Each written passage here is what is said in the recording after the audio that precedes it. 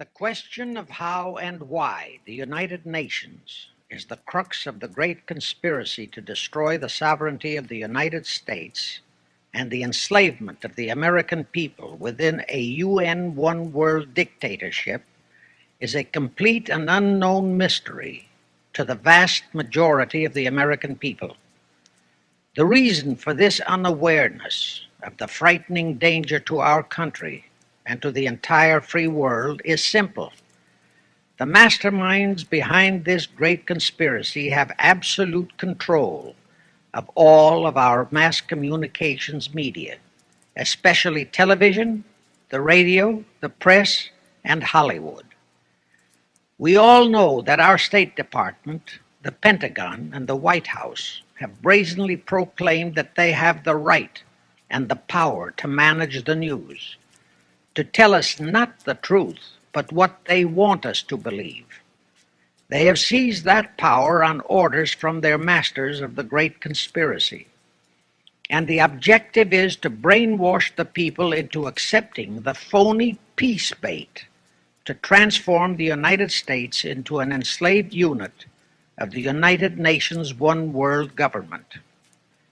First of all, bear in mind that the so-called UN police action in Korea, fought by the United States, in which 150,000 of our sons were murdered and maimed, was part of the plot, just as the undeclared by Congress war in Vietnam, in which our sons are dying, is part of the plot, just as the plot against Rhodesia and South Africa, in which our sons will be dying, is part of the UN plot. However, the vitally important thing for all Americans, all you mothers of the boys who died in Korea and are now dying in Vietnam, to know is that our so-called leaders in Washington, whom we elected to safeguard our nation and our Constitution, are the betrayers, and that behind them are a comparatively small group of men whose sole objective is to enslave the whole world of humanity in their satanic plot of one world government. Now, in order to give you a very clear picture of this satanic plot, I will go back to its beginning, clear back in the middle of the 18th century, and name the men who put that plot into action, and then bring you down to the present, today's status of that plot. Now, as a matter of further intelligence, a term used by the FBI, let me clarify the meaning of the expression, "he is a liberal." The enemy, meaning the one world conspirators, have seized upon that word liberal as a cover-up for their activities.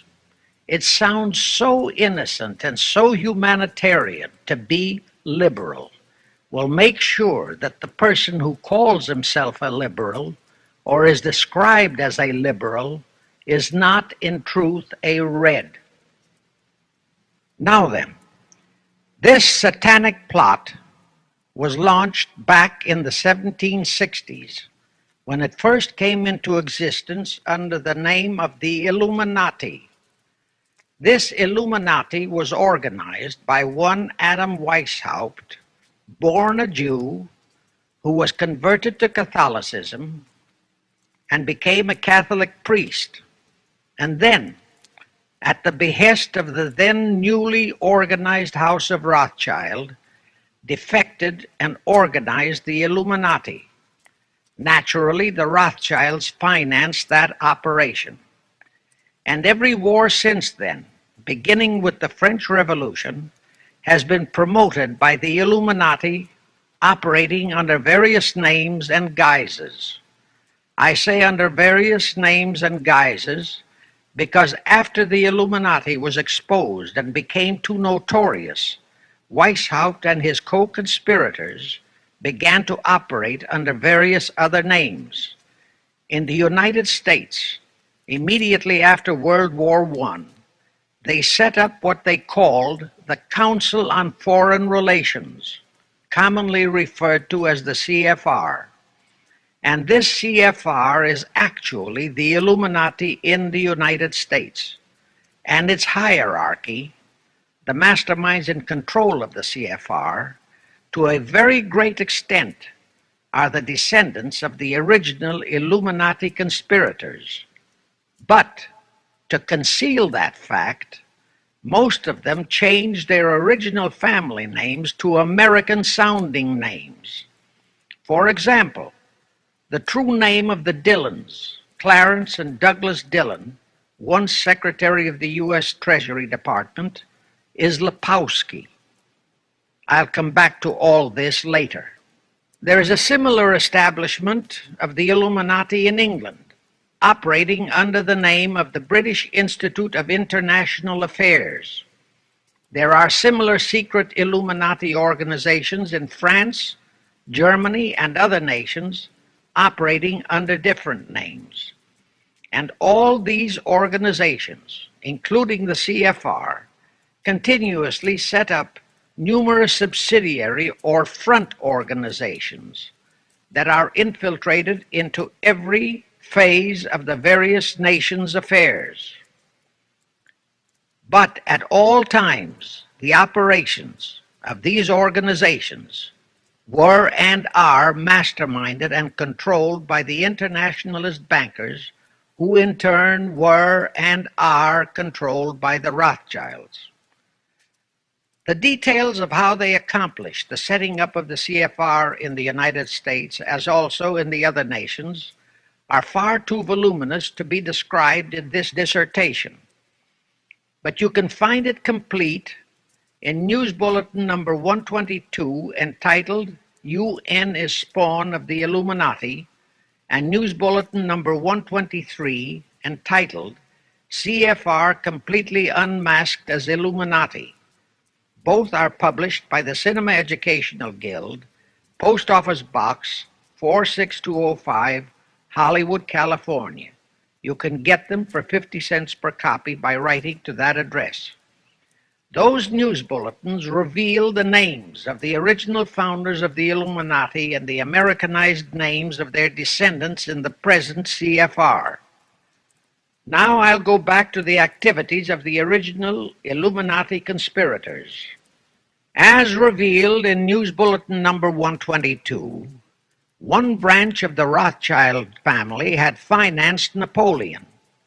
Another branch of the Rothschilds, both branches the real masterminds of the Illuminati, financed Britain, Germany, and the other nations in the Napoleonic Wars. Immediately after the Napoleonic Wars, the Illuminati assumed that all the nations were so destitute and so weary of wars that they'd be glad for any solution. So the Rothschild stooges set up what they called the Congress in Vienna, and at that meeting they tried to create the first League of Nations, their first attempted one world government, on the theory that all the crowned heads of the European governments were so deeply in debt to them that they would willingly or unwillingly serve as their stooges. But the Tsar of Russia caught the stench of the plot and completely torpedoed it. The enraged Nathan Rothschild, then the head of that dynasty, vowed that someday he or his descendants would destroy the Tsar and his entire family. And his descendants did accomplish that very threat in 1917. At this point, bear in mind that the Illuminati was not set up to operate on a short-range basis.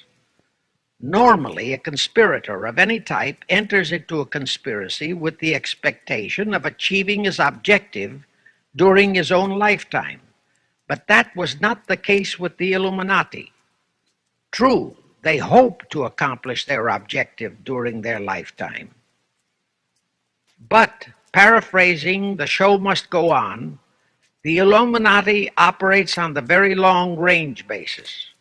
Whether it will take scores of years or even centuries, they have dedicated their descendants to keep the plot boiling until they hope the conspiracy is achieved. Now let's go back to the birth of the Illuminati. Adam Weishaupt was a Jesuit-trained professor of canon law, teaching in Ingolstadt University when he defected from Christianity to embrace the Luciferian conspiracy. It was in 1770 that the professional moneylenders, the then recently organized House of Rothschild, retained him to revise and modernize the age-old protocols of Zionism, which from the outset was designed to give the synagogue of Satan, so named by Jesus Christ, ultimate world domination, so they could impose the Luciferian ideology upon what would remain of the human race after the final social cataclysm by use of satanic despotism. Weishaupt completed his task May 1st, 1776. Now you know why May 1 is the great day with all communist nations to this very day. That was the day, May 1, 1776, that Weishaupt completed his plan and officially organized the Illuminati to put the plan into execution. That plan required the destruction of all existing governments and religions. That objective was to be reached by dividing the masses of people whom he, Weishaupt, termed Goyim, or human cattle, into opposing camps in ever-increasing numbers on political, social, economic, and other issues, the very conditions we have in our country today. The opposing sides were then to be armed and incidents provided which would cause them to fight and weaken themselves and gradually destroy national governments and religious institutions. Again, I say, the very conditions in the world today. And at this point, let me stress a prime feature of the Illuminati plans. When and if their blueprint for world control, the protocols of the elders of Zion, is discovered and exposed, they would wipe all the Jews off the face of the earth in order to divert suspicions from themselves. If you think this is far-fetched, bear in mind that they permitted Hitler, a liberal socialist himself, who was financed by Krupp, Kennedy, the Warburgs, and the Rothschilds, to incinerate 600,000 Jews. Now, just why did the conspirators choose the word Illuminati for their satanic organization? Weishaupt himself said that the word is derived from Lucifer and means holders of the light, using the lie that his objective was to bring about a one-world government to enable those with mental ability to govern the world and prevent all wars in the future. In short, using the word peace on earth as his bait, exactly as that same bait, peace, was used by the 1945 conspirators to foist the United Nations on us. Weishaupt, financed, I repeat, by the Rothschilds, recruited some 2,000 paid followers. These included the most intelligent men in the fields of arts and letters, education, the sciences, finance, and industry. He then established lodges of the Grand Orient, Masonic lodges, to be their secret headquarters. And I again repeat that in all of this, he was acting under orders from the House of Rothschild.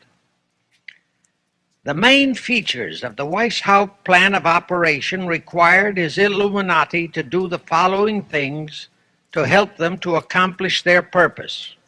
Number one, use monetary and sex bribery to obtain control of men already in high places in the various levels of all governments and other fields of endeavor. Once influential persons had fallen for the lies, deceits, and temptations of the Illuminati, they were to be held in bondage by application of political and other forms of blackmail, threats of financial ruin, public exposure and physical harm, even death, to themselves and loved members of their families. Do you realize how many present top officials in our federal government in Washington are controlled in just that way by the CFR? Do you realize how many homosexuals in our State Department, the Pentagon, all federal agencies, even in the White House, are controlled that way? Number two, Illuminati and the faculties of colleges and universities were to cultivate students possessing exceptional mental ability, belonging to well-bred families with international leanings, and recommend them for special training in internationalism. Such training was to be provided by granting scholarships to those selected by the Illuminists. That gives you an idea what a Rhodes Scholarship means. It means indoctrination into accepting the idea that only a one-world government can put an end to recurring wars and strife. That's how the United Nations was sold to the American people. One of the most notable Rhodes Scholars we have in our country is Senator William J. Fulbright, sometimes referred to as Half-Bright. His entire voting record spells Illuminati.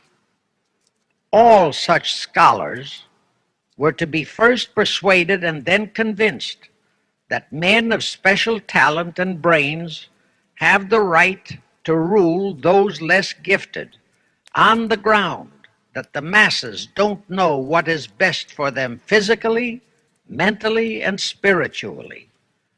In addition to the Rhodes and similar scholarships, today there are 3 special Illuminati schools located in Gordonstown in Scotland, Salem in Germany, and Anavryta in Greece.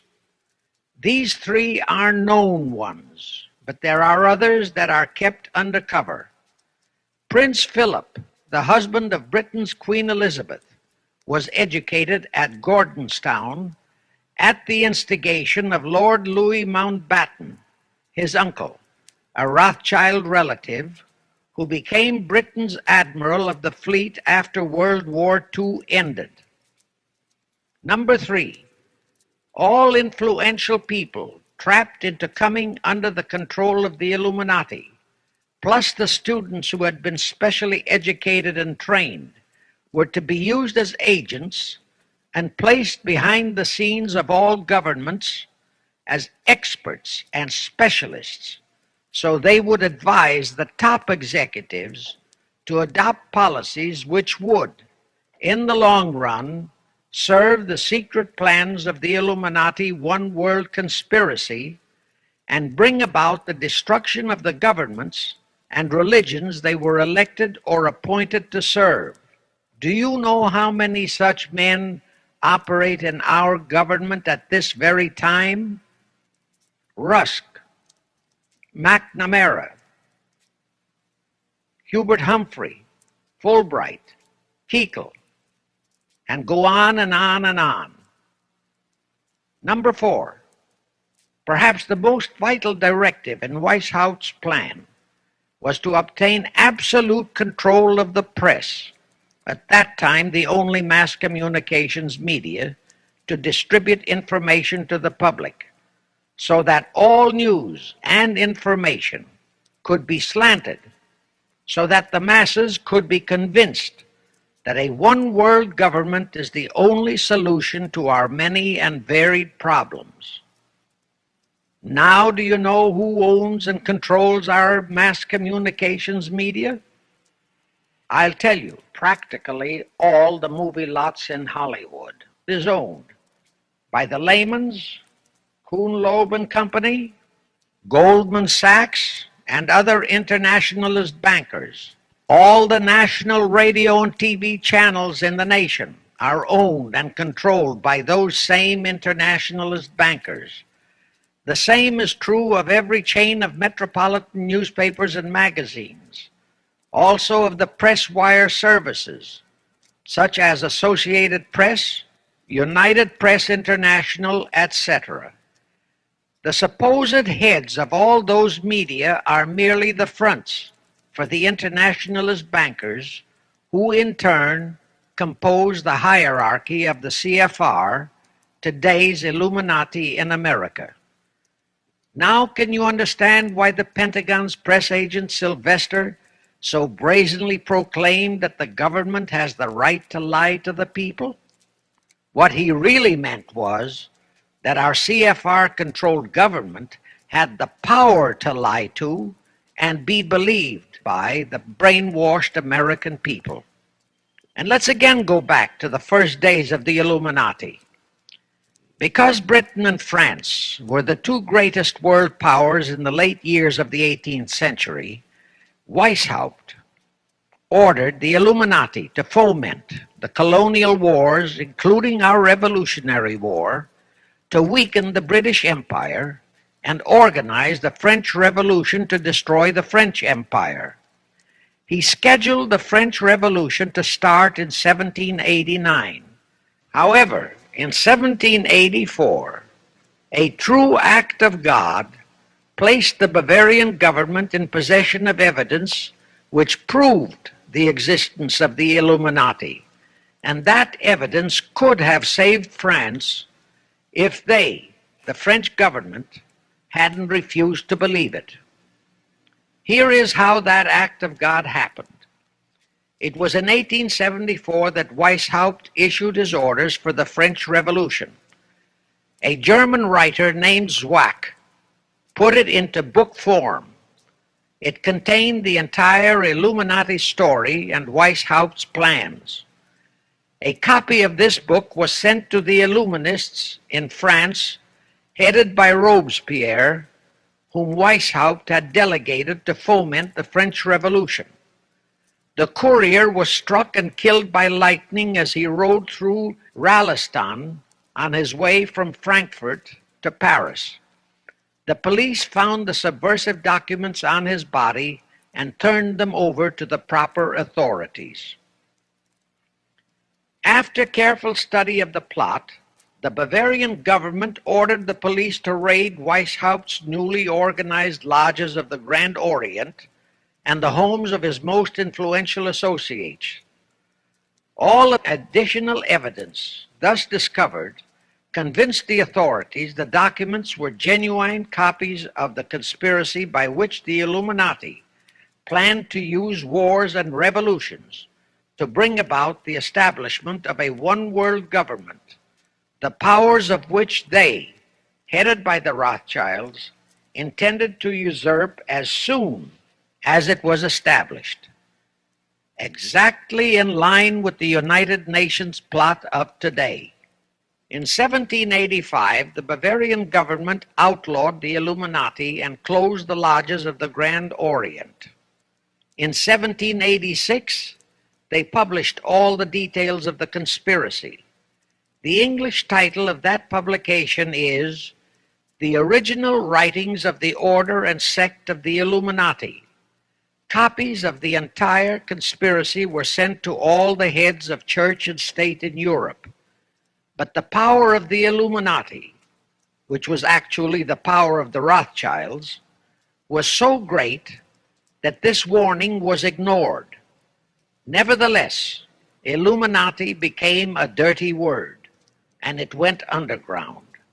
At the same time, Weishaupt ordered Illuminists to infiltrate into the lodges of Blue Masonry and form their own secret societies within all secret societies. Only Masons who proved themselves internationalists and those whose conduct proved they had defected from God were initiated into the Illuminati. Thenceforth, the conspirators donned the cloak of philanthropy and humanitarianism to conceal their revolutionary and subversive activities. In order to infiltrate into Masonic lodges in Britain, Weishaupt invited John Robison over to Europe. Robison was a high-degree Mason in the Scottish Rite. He was a professor of natural philosophy at Edinburgh University and secretary of the Royal Society of Edinburgh. Robison did not fall for the lie that the objective of the Illuminati was to create a benevolent dictatorship, but he kept his reactions to himself so well that he was entrusted with a copy of Weishaupt's revised conspiracy for study and safekeeping. Anyway, because the heads of state and church in France were deluded into ignoring the warnings given them, the revolution broke out in 1789 as scheduled by Weishaupt. In order to alert other governments to their danger, in 1798 Robison published a book entitled Proof of a Conspiracy to Destroy All Governments and Religions. But his warnings were ignored, exactly as our American people have been ignoring all warnings about the United Nations and the Council on Foreign Relations, the CFR.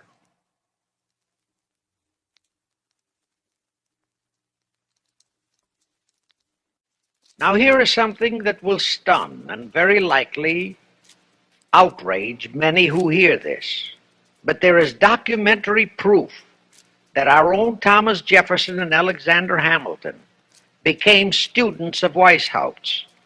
Jefferson was one of Weishaupt's strongest defenders when he was outlawed by his government.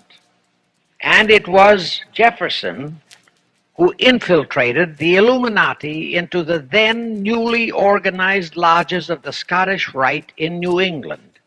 Here is the proof. In 1789, John Robison warned all Masonic leaders in America that the Illuminati had infiltrated into their lodges. And on July 19, 1789, David Papin, president of Harvard University, issued the same warning to the graduating class and lectured them on the influence Illuminism was acquiring on American politics and religion. And to top it off, John Quincy Adams, who had organized the New England Masonic lodges, issued his warnings. He wrote 3 letters to Colonel William L. Stone, a top Mason, in which he exposed how Jefferson was using Masonic lodges for subversive, Illuministic purposes. Those 3 letters are at this very time in Rittenberg Square Library in Philadelphia. In short, Jefferson, founder of the Democratic Party, was a member of the Illuminati, which at least partly accounts for the condition of the party at this time. And through infiltrations of the Republican Party, we have exactly nothing of loyal Americanism today. That disastrous rebuff at the Congress in Vienna, created by the Tsar of Russia, did not by any means destroy the Illuminati conspiracy. It merely forced them to adopt a new strategy. Realizing that the one world idea was, for the moment, killed, the Rothschilds decided that to keep the plot alive, they'd have to do it by heightening their control of the money systems of the European nations. Earlier, by a ruse, the outcome of the Battle of Waterloo had been falsified. Rothschild had spread a story that Napoleon had won that battle. That had precipitated a terrific panic on the stock market in England. All stocks had plummeted down to practically zero, and Nathan Rothschild bought all the stocks for virtually a penny on its dollar values. That gave him complete control of the economy of Britain and virtually of all Europe. So immediately after that Congress in Vienna had boomeranged, Rothschild forced Britain to set up a new Bank of England, which he absolutely controlled, exactly as later, through Jacob Schiff, he engineered our own Federal Reserve Act, which gave the House of Rothschild a secret control of the economy in the United States. But now for a moment, let's dwell on the activities of the Illuminati in the United States. In 1826, one Captain William Morgan decided it was his duty to inform all Masons and the general public what the full truth was regarding the Illuminati, their secret plans and intended objectives, also reveal the identities of the masterminds of the conspiracy. The Illuminati promptly tried Morgan in absentia and convicted him of treason. They ordered one Richard Howard, an English Illuminist, to carry out their sentence of execution as a traitor. Morgan was warned and he tried to escape to Canada, but Howard caught up with him near the border, near the Niagara Gorge to be exact, where he murdered him. This was verified in a sworn statement made in New York by one Avery Allen to the effect that he heard Howard render his report of the execution to a meeting of Knights Templars in St. John's Hall, New York. He also told how arrangements had been made to ship Howard back to England. That Allen affidavit is on record in New York City archives. Very few Masons and very few of the general public know that general disapproval over that incident of murder caused approximately half of all the Masons in the northern jurisdiction of the United States to secede. Copies of the minutes of the meeting held to discuss that matter are still in existence in safe hands, and that all that secrecy emphasizes the power of the masterminds of the Illuminati to prevent such terrible events of history from being taught in our schools. In the early 1850s, the Illuminati held a secret meeting in New York, which was addressed by a British Illuminist named Wright. Those in attendance were told that the Illuminati was organizing to unite the nihilist and atheist groups with all other subversive groups into an international to be known as communists. That was when the word communist first came into being, and it was intended to be the supreme weapon and scare word to terrify the whole world and drive the terrorized peoples into the Illuminati one world scheme. This scheme, communism, was to be used to enable the Illuminati to foment future wars and revolutions. Clinton Roosevelt, a direct ancestor of Franklin Roosevelt, Horace Greeley and Charles Dana, foremost newspaper publishers of that time, were appointed to head a committee to raise funds for the new venture. Of course, most of the funds were provided by the Rothschilds. And this fund was used to finance Karl Marx and Engels when they wrote Das Kapital and the Communist Manifesto in Soho, England. And this clearly reveals that communism is not a so-called ideology, but a secret weapon, a bogeyman word to serve the purpose of the Illuminati. Weishaupt died in 1830, but prior to his death he prepared a revised version of the age-old conspiracy, the Illuminati, which, under various aliases, was to organize, finance, direct, and control all international organizations and groups by working their agents into executive positions at the top.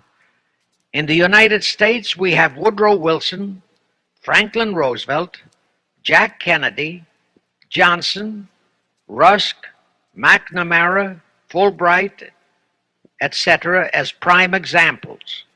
In addition, While Karl Marx was writing the Communist Manifesto under the direction of one group of Illuminists, Professor Karl Ritter of Frankfurt University was writing the antithesis under direction of another group. The idea was that those who direct the overall conspiracy could use the differences in those two so-called ideologies to enable them to divide larger and larger members of the human race into opposing camps so that they could be armed and then brainwashed into fighting and destroying each other, and particularly to destroy all political and religious institutions. The work Ritter started was continued after his death and completed by the German so-called philosopher Friedrich Wilhelm Nietzsche, who founded Nietzscheism. This Nietzscheism was later developed into fascism and then into Nazism, and was used to foment World Wars I and II. In 1834, the Italian revolutionary leader Giuseppe Mazzini was selected by the Illuminati to direct their revolutionary program throughout the world. He served in that capacity until he died in 1872. But some years before he died, Mazzini had enticed an American general named Albert Pike into the Illuminati. Pike was fascinated by the idea of a one-world government, and ultimately he became the head of this Luciferian conspiracy. Between 1859 and 1871, Pike, worked out a military blueprint for 3 world wars and various revolutions throughout the world, which he considered would forward the conspiracy to its final stage in the 20th century. Again, I remind that these conspirators were never concerned with immediate success. They always operated on a long-range view. Pike did most of his work in his home in Little Rock, Arkansas. But a few years later, when the Illuminati's lodges of the Grand Orient became suspect and repudiated because of Mazzini's revolutionary activities in Europe, Pike organized what he called the New and Reformed Palladian Rite. He set up 3 Supreme Councils, one in Charleston, South Carolina, one in Rome, Italy, and the 3rd in Berlin, Germany. He had Mazzini establish 23 subordinate councils in strategic locations throughout the world. These have been the secret headquarters of the world revolutionary movement ever since. Long before Marconi invented radio, the scientists in the Illuminati had found the means for Pike and the heads of his councils to communicate secretly. It was the discovery of that secret that enabled intelligence officers to understand how apparently unrelated incidents, one such as the assassination of an Austrian prince at Sarajevo, took place simultaneously throughout the world, which developed into a war or a revolution. Pike's plan was as simple as it has proved effective. It called for communism, Nazism, political Zionism, and other international movements be organized and used to foment 3 global world wars and at least 2 major revolutions. The First World War was to be fought so as to enable the Illuminati to destroy Tsarism in Russia, as vowed by Rothschild after the Tsar had torpedoed his scheme at the Congress in Vienna, and to transform Russia into a stronghold of atheistic communism. The differences stirred up by agents of the Illuminati between the British and German empires were to be used to foment this war. After the war would be ended, communism was to be built up and used to destroy other governments and weaken religions. World War II, when and if necessary, was to be fomented by using the controversies between fascists and political Zionists. And here let it be noted that Hitler was financed by Krupp, the Warburgs, the Rothschilds, and other internationalist bankers, and that the slaughter of the supposed 600,000 Jews by Hitler didn't bother the Jewish internationalist bankers at all. That slaughter was necessary in order to create worldwide hatred of the German people and thus bring about the war against them. In short, this Second World War was to be fought to destroy Nazism and to increase the power of political Zionism so that the State of Israel could be established in Palestine. During this World War II, international communism was to be built up until it equaled in strength that of united Christendom.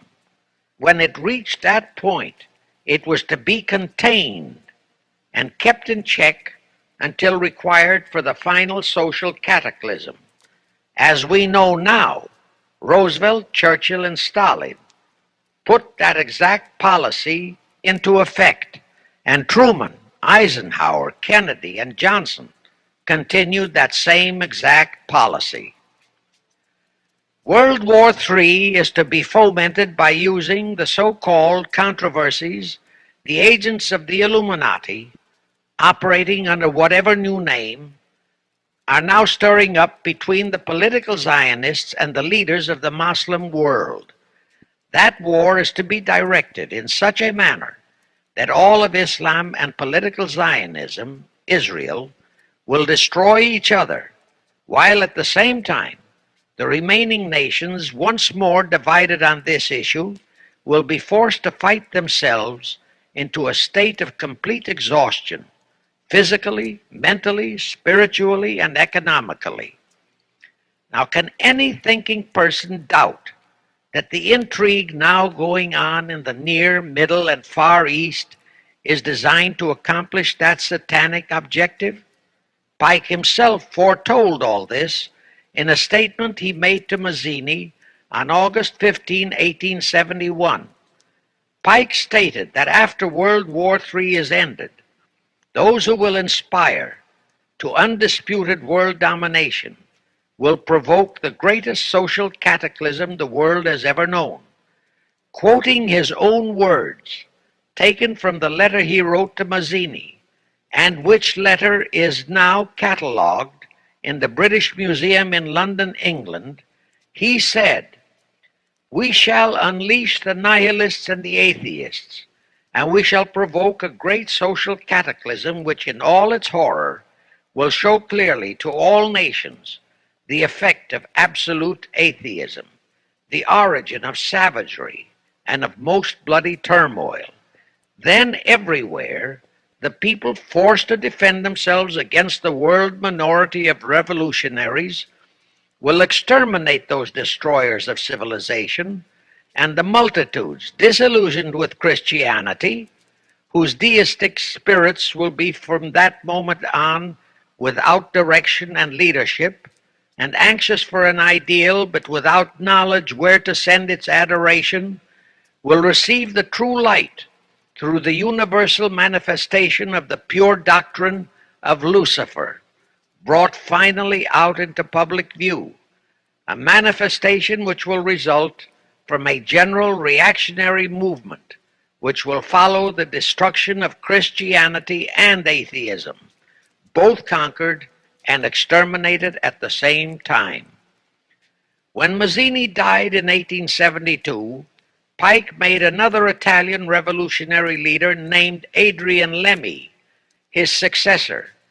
Lemmy, in turn, was succeeded by Lenin and Trotsky, then by Stalin. The revolutionary activities of all those men were financed by British, French, German, and American international bankers, all of them dominated by the House of Rothschild. We are supposed to believe that the international bankers of today, like the money changers of Christ's day, are only the tools or agents of the great conspiracy, but actually they are the masterminds behind all of it. While the general public has been brainwashed by all the mass communications media into believing that communism is a movement of the so-called workers, the actual fact is that both British and American intelligence officers have authentic documentary evidence that international liberals operating through their international banking houses, particularly the House of Rothschild, have financed both sides in every war and revolution since 1776. Those who today comprise the conspiracy, the CFR in the United States, direct our governments, whom they hold in usury through such methods as the Federal Reserve System in America, to fight wars such as Vietnam, created by the United Nations, so as to further Pike's Illuminati plans to bring the world to that stage of the conspiracy when atheistic communism and the whole of Christianity can be forced into an all-out Third World War within each remaining nation as well as on an international scale. The headquarters of the great conspiracy in the late 1700s was in Frankfurt, Germany, where the House of Rothschild had been established by Mayer Anschelm, who adopted the Rothschild name and linked together other international financiers who had literally sold their souls to the devil. After the Bavarian government's exposure in 1786, the conspirators moved their headquarters to Switzerland, then to London. Since World War II, after Jacob Schiff, the Rothschilds' boy in America, died, the headquarters of the American branch has been in the Harold Pratt Building, New York, and the Rockefellers, originally protégés of Schiff, have taken over the manipulation of finances in America for the Illuminati. In the final phases of the conspiracy, the one world government will consist of the king dictator, head of the United Nations, the CFR, and a few billionaires, economists, and scientists who have proved their devotion to the great conspiracy. All others are to be integrated into a vast conglomeration of mongrelized humanity, actually slaves. Now let me show you how our federal government and the American people have been sucked into the one world takeover plot of the Illuminati Great Conspiracy. And always bear in mind that the United Nations was created to become the housing for that one world so-called liberal conspiracy. The real foundations of the plot for the takeover of the United States were laid during the period of our Civil War. Not that Weishaupt and the earlier masterminds had ever overlooked the New World. As I have previously indicated, Weishaupt had his agents planted over here as far back as the Revolutionary War. But George Washington was more than a match for them. It was during the Civil War that the conspirators launched their first concrete efforts. We know that Judah Benjamin, chief advisor of Jefferson Davis, was a Rothschild agent. We also know that there were Rothschild agents planted in Abraham Lincoln's cabinet who tried to sell him into a financial dealing with the House of Rothschild. But old Abe saw through the scheme and bluntly rejected it, thereby incurring the undying enmity of the Rothschilds, exactly as the Russian Tsar did when he torpedoed their first League of Nations at the Congress in Vienna. Investigation of the assassination of Lincoln revealed that the assassin, Booth, was a member of a secret conspiratorial group. Because there were a number of highly important government officials involved, the name of the group was never revealed, and it became a mystery, exactly as the assassination of Jack Kennedy still is a mystery. But I am sure it will not for long remain a mystery. Anyway, the ending of the Civil War destroyed, temporarily, all chances of the House of Rothschild to get a clutch on our money system, such as they had acquired in Britain and other nations in Europe. I say temporarily because the Rothschilds and the masterminds of the conspiracy never quit. So they had to start from scratch, but they lost no time in getting started. Shortly after the Civil War, a young immigrant who called himself Jacob H. Schiff arrived in New York. Jacob was a young man with a mission for the House of Rothschild. Jacob was the son of a rabbi, born in one of Rothschild's houses in Frankfurt, Germany. I won't go deeply into his background. The important point is that Rothschild recognized in him not only a potential money wizard, but more important, he also saw the latent Machiavellian qualities in Jacob that could, as it did, make him an invaluable functionary in the great one-world conspiracy. After a comparatively brief training period in the Rothschilds' London bank, Jacob left for America with instructions to buy into a banking house, which was to be the springboard to acquire control of the money system of the United States. Actually, Jacob came here to carry out 4 specific assignments. Number 1, and most important, was to acquire control of America's money system.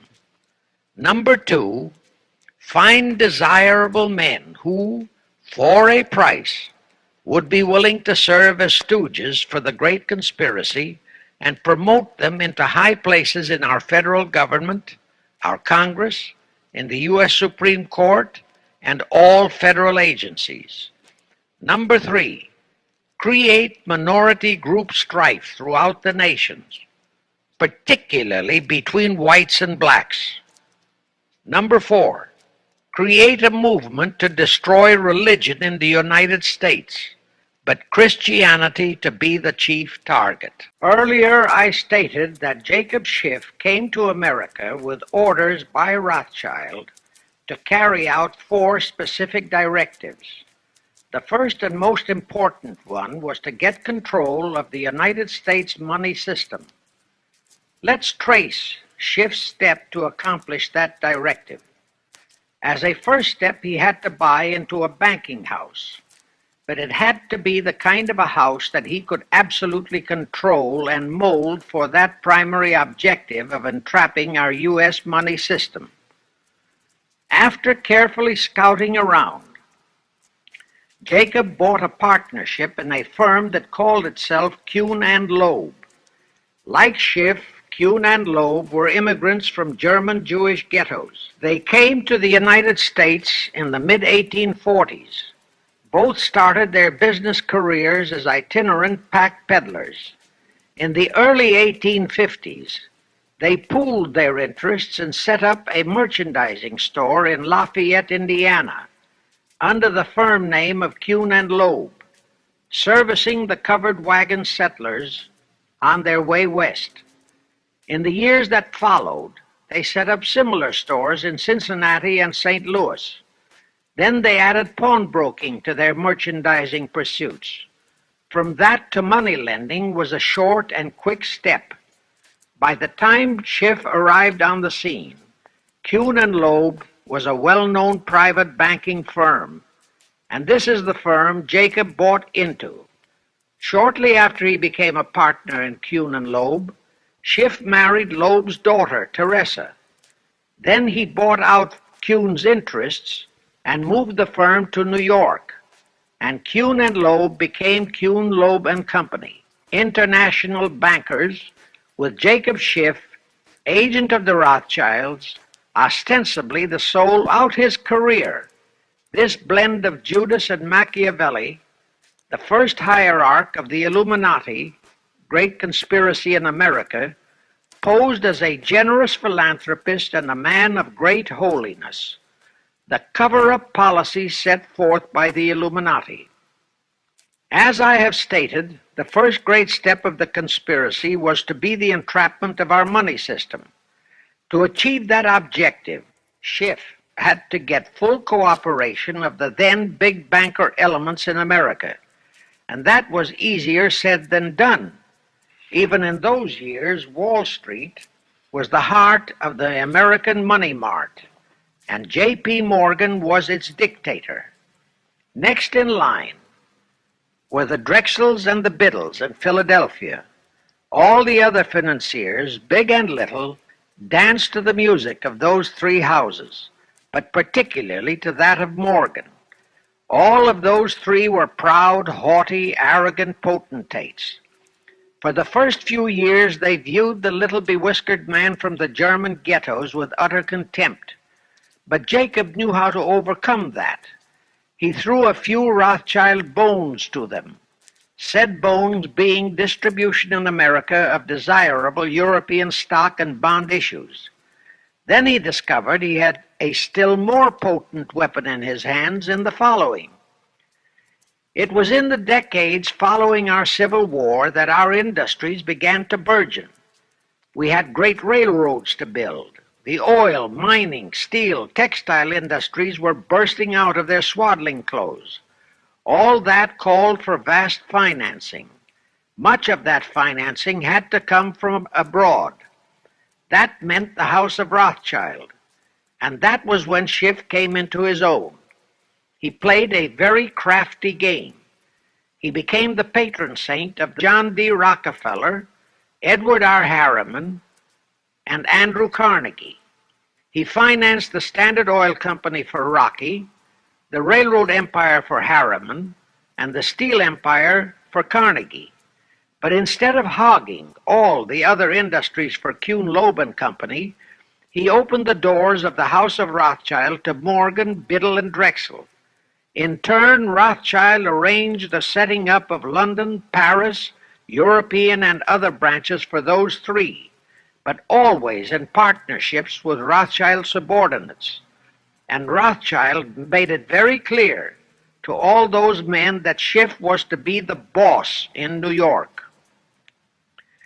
Thus, at the turn of the century, Schiff had a tight control of the entire banking fraternity on Wall Street, which by then, with Schiff's help, included Lehman Brothers, Goldman Sachs, and other internationalist banks, headed by men chosen by the Rothschilds.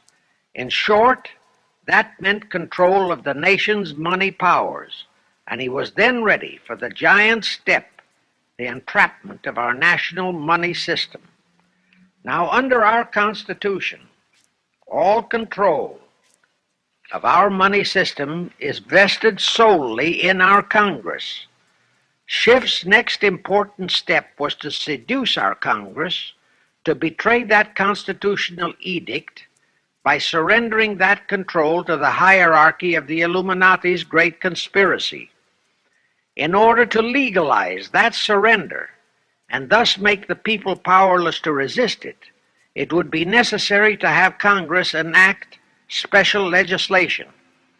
To accomplish that, Schiff would have to infiltrate stooges into both houses of Congress, stooges powerful enough to railroad Congress into passing such legislation.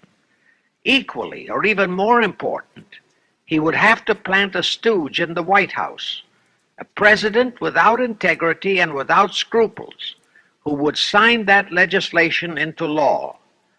To accomplish that, he had to get control of either the Republican or the Democratic Party. The Democratic Party was the more vulnerable. It was the hungrier of the two parties. Except for Grover Cleveland, the Democrats had been unable to land one of their men in the White House since before the Civil War. There were two reasons for that. Number one, poverty of the party. Number two, there were considerably more Republican-minded voters than Democrats. The poverty matter was not a great problem, but the voter problem was a different story. But as I previously said, Schiff was a smart cookie.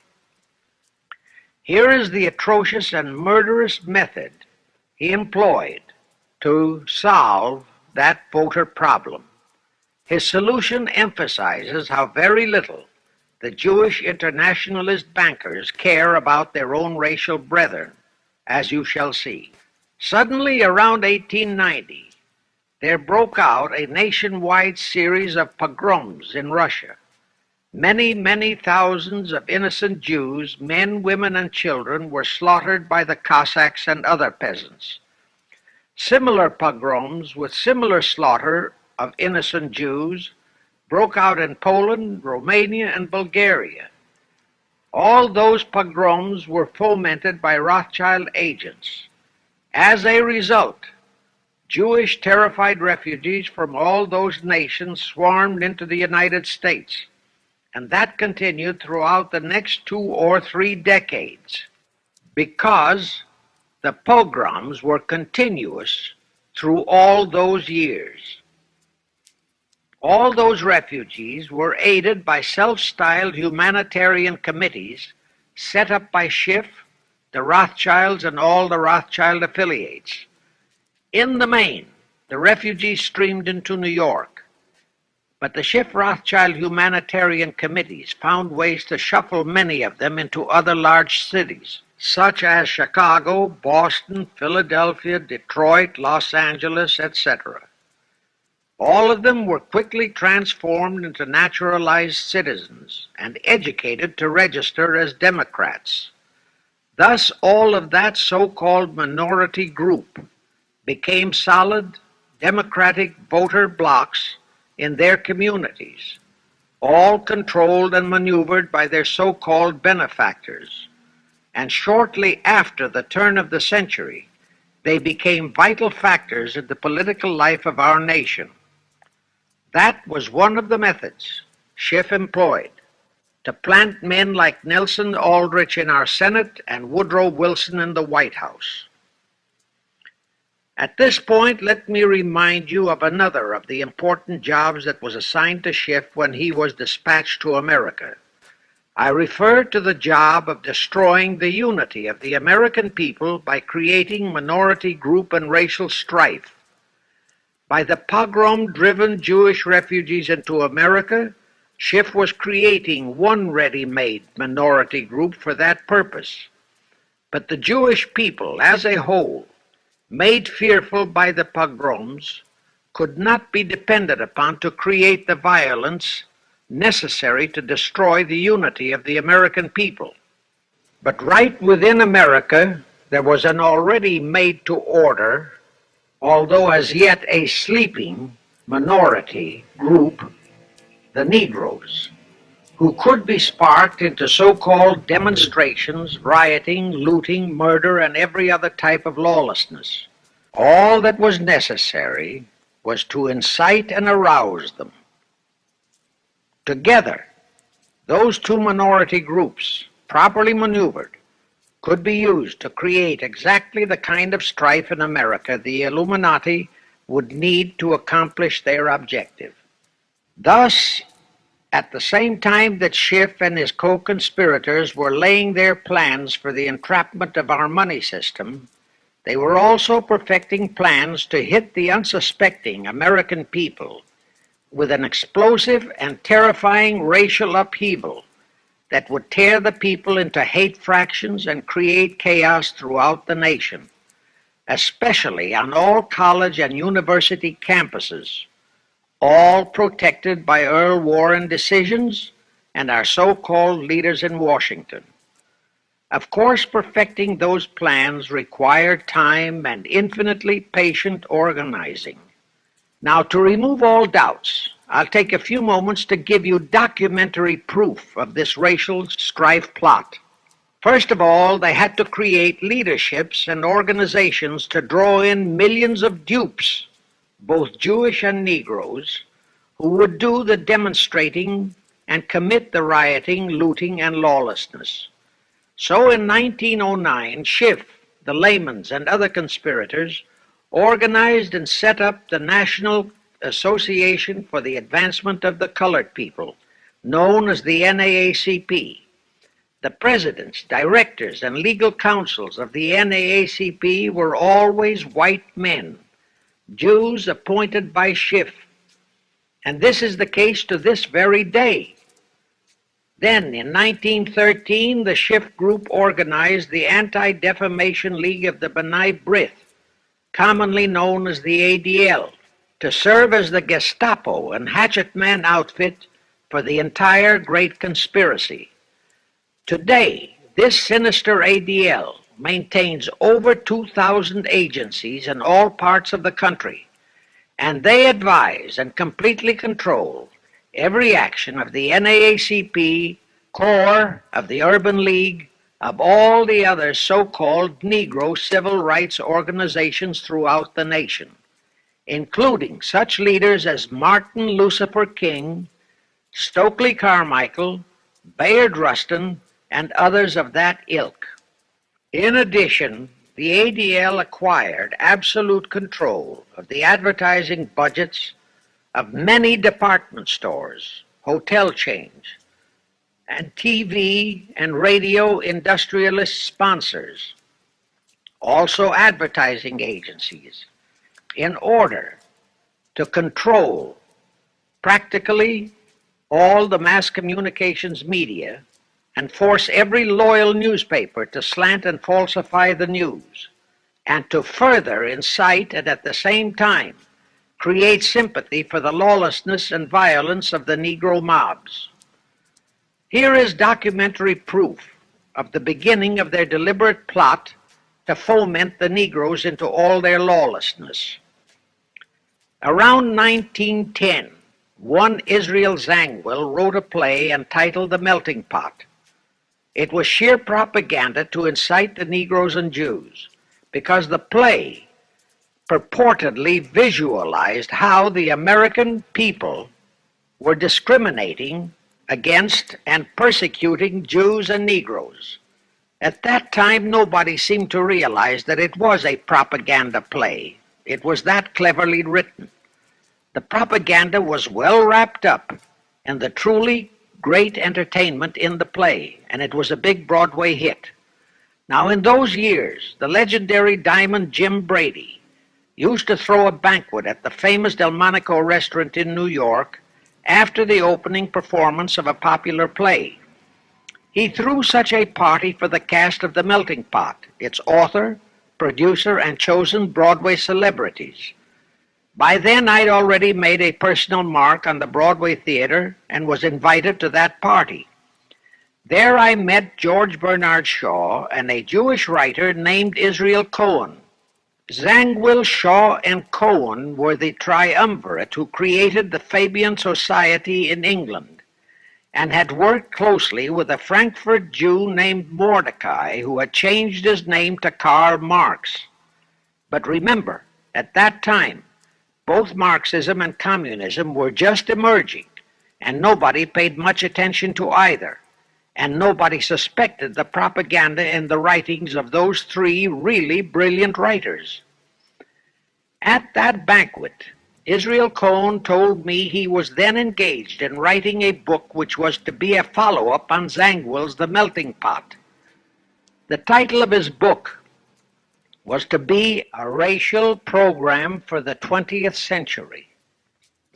At that time, I was completely absorbed by my work as a playwright, and significant as that title was, its real objective never dawned on me, nor was I interested in reading the book.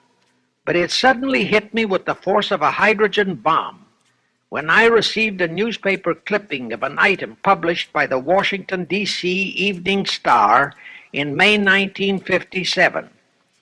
That item was a verbatim reprint of the following excerpt in Israel Cohen's book, A Racial Program for the 20th Century, and it reads as I quote, "We must realize that our party's most powerful weapon is racial tension. By propounding into the consciousness of the dark races that for centuries they have been oppressed by the whites, we can mold them to the program of the Communist Party. In America, we will aim for subtle victory. While inflaming the Negro minority against the whites, we will instill in the whites a guilt complex for their exploitation of the Negroes. We will aid the Negroes to rise to prominence in every walk of life. in the professions and in the world of sports and entertainment. With this prestige, the Negro will be able to intermarry with the whites and begin a process which will deliver America to our cause. That same excerpt was entered into the congressional record of June 7, 1957 by Representative Thomas G. Abernathy. Thus the authenticity of that passage in Cohen's book was fully established. But the one question that remained in my mind was whether it represented the official policy or plot of the Communist Party or just a personal expression of Cohen himself. Hence I sought more proof, and I found it. In an official pamphlet published in 1935 by the New York Communist Party's official Workers' Library Publishers. That pamphlet was entitled The Negroes in a Soviet America. It urged the Negroes to rise up, form a Soviet state in the South, and apply for admission to the Soviet Union. It contained a firm pledge that the revolt would be supported by all American Reds and all so-called liberals. On page 38, it promised that a Soviet government would confer greater benefits to Negroes than to whites. And again, this official communist pamphlet pledged that, I quote, any act of discrimination or prejudice against a Negro will become a crime under the revolutionary law, unquote. That statement proved that the excerpt in Israel Cohen's book, published in 1913, was an official edict of the Communist Party and directly in line with the Illuminati blueprint for world revolution issued by Weishaupt and later by Albert Pike. Now there's only one question, and that is to prove that the communist regime is directly controlled by the American Jacob Schiff and London Rothschild masterminds of the Great Conspiracy. A little later, I will provide that proof that will remove even a remote doubt that the Communist Party as we know it was created by those masterminds, capitalists if you will note, that Schiff, the Warburgs, and the Rothschilds planned and financed the entire Russian Revolution, also the murder of the Tsar and his family, and that Lenin, Trotsky, and Stalin took their orders directly from Schiff and the other capitalists whom they supposedly are fighting. Now can you see why the vile Earl Warren and his equally vile co-Supreme Court justices issued that infamous and treasonous desegregation decision in 1954? It was to aid and abet the plot of the Illuminati conspirators to create tension and strife between Negroes and whites. Can you see why the same Earl Warren issued his decision prohibiting Christian prayers and Christmas carols in our schools? It was done to destroy Christianity. Can you see why Eisenhower, despite all the rigid constitutional prohibitions, sent federal troops into a southern state to enforce the desegregation decision? Why Kennedy did likewise? And can you see why Johnson and 66 senators, despite the protests of 90% of the American people, voted for the Consular Treaty, which opens our entire country to Russian spies and saboteurs? All those 66 senators are 20th century Benedict Arnolds. It is up to you and you, all of the American people, to force Congress, our elected servants, to haul in those American traitors for impeachments, and that when proven guilty, they all be given the punishment prescribed for traitors who aid and abet our enemies. And that includes the forcing of rigid investigations by Congress of the CFR and all their fronts, such as the ADL, the NAACP, SNCC, and such Illuminati tools as Martin Lucifer King. Such investigations will completely unmask all the leaders in Washington and the Illuminati and all their affiliations and affiliates, as traitors carrying out the Illuminati plot.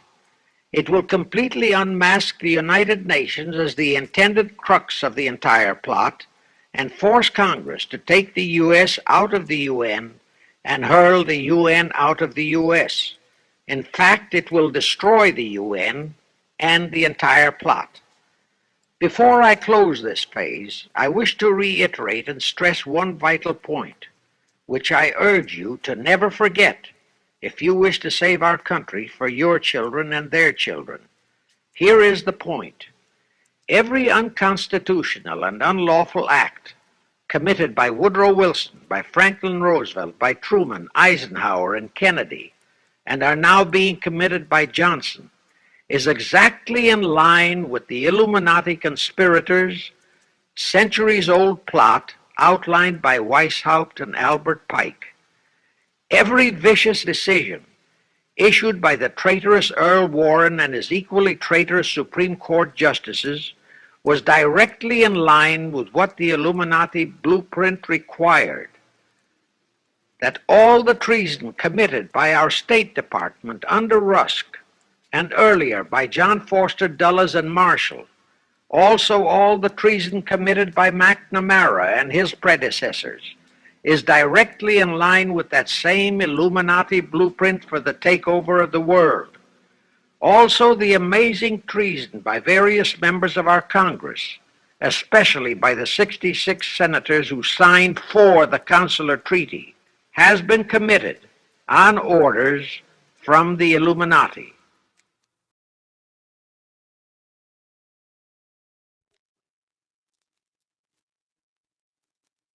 Now I will go back to Jacob Schiff's entrapment of our money system and the treasonous actions that followed. It will also reveal the Schiff-Rothschild control of not only Karl Marx, but of Lenin, Trotsky, and Stalin, who created the revolution in Russia and set up the Communist Party. It was in 1908 that Schiff decided the time had come for his seizure of our money system. His chief lieutenants in that seizure were Colonel Edward Mandell House, whose entire career was that of chief executive and courier for Schiff, as I shall show, Bernard Baruch, and Herbert Lehman. In the fall of that year, they assembled in secret conclave at the Jekyll Island Hunt Club, owned by J.P. Morgan at Jekyll Island, Georgia.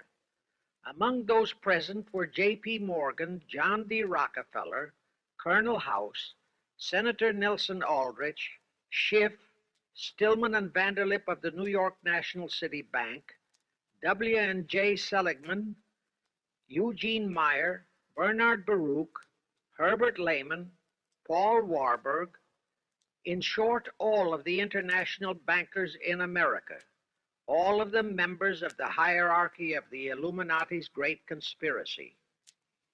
A week later, they emerged with what they called the Federal Reserve System.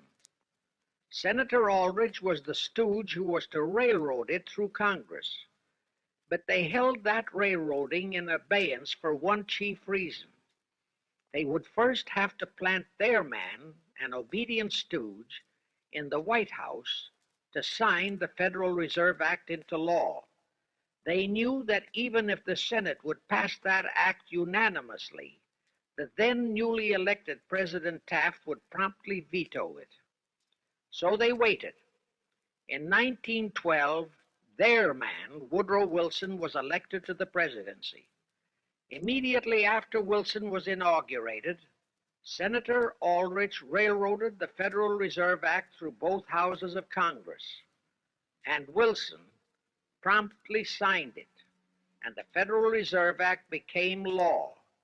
That heinous act of treason was committed in December 23, 1913, 2 days before Christmas, when all the members of Congress, except for several carefully picked representatives and 3 equally carefully picked senators, were away from Washington. How heinously treasonous was that act? I'll tell you. Our founding fathers knew full well the power of money. They knew that whoever had that power held the destiny of our nation in his hands. Therefore, they carefully guarded this power when they set forth in the Constitution that Congress, the elected rep alone, would have that power. The constitutional language on this point is brief, concise, and specific, stated in Article 1, Section 8, Paragraph 5, defining the duties and powers of Congress, and I quote, to coin money, regulate the value thereof, and of foreign coin, and the standard of weights and measures, unquote. But on that tragic, unforgettable day of infamy, December 23, 1913, the men we sent to Washington to safeguard our interests, the representatives and senators and Woodrow Wilson, delivered the destiny of our nation into the hands of two aliens from Eastern Europe, Jacob Schiff and Paul Warburg. Warburg was a very recent immigrant who came here on orders from Rothschild for the express purpose of blueprinting that foul Federal Reserve Act. Now, the vast majority of the American people think that the Federal Reserve System is a United States government-owned agency. That is positively false. All of the stock of the Federal Reserve banks is owned by the member banks, and the heads of the member banks are all members of the hierarchy of the great Illuminati conspiracy known today as the CFR. The details of that act of treason in which many traitorous so-called Americans participated are far too long for this recording, but all those details are available in a book entitled The Federal Reserve Conspiracy, written by Eustace Mullins. In that book, Mullins tells the entire horrifying story and backs it up with unquestionable documentations. Aside from it being a truly fascinating and shocking story of that great betrayal, every American should read it as a matter of vital intelligence for the time when the whole American people will finally come awake and smash the entire conspiracy. And with God's help, that awakening will surely come. You can get a copy of that book from the publishers, the Christian Educational Association, 530 Chestnut Street. Now, if you think that those aliens and their co-conspirators would be content with just the control of our money system, you're in for another very sad shock. The Federal Reserve System gave the conspirators complete control of our money system, but it in no way touched the earnings of the people, because the Constitution positively forbids what is now known as the 20% withholding tax. But the Illuminati blueprint for one world enslavement called for the confiscation of all private property and control of individual earning powers. This, and Karl Marx stressed that feature in his blueprint, had to be accomplished by a progressive graduated income tax. As I stated, such a tax could not lawfully be imposed upon the American people. It is succinctly and expressly forbidden by our Constitution. Thus, only an amendment to the Constitution could give the federal government such confiscatory powers. Well, that too was not an insurmountable problem for our Machiavellian plotters. The same elected leaders in both houses of Congress and the same Mr. Woodrow Wilson, who signed the infamous Federal Reserve Act into law, amended the federal income tax, known as a law of the land. Both are illegal under our Constitution.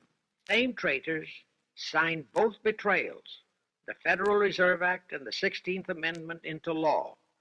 However, it seems that nobody ever realized that the 16th Amendment was set up to rob, and I do mean rob, the people of their earnings via the income tax provision.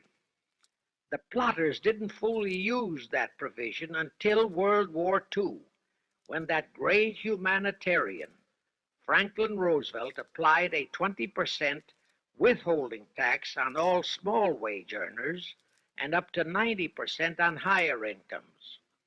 Oh, of course, he faithfully promised that it would be only for the duration of the war. But what was a promise to such a charlatan who in 1940, when he was running for his third term, kept proclaiming, I say again and again and again that I will never send American boys to fight on foreign soil. Remember?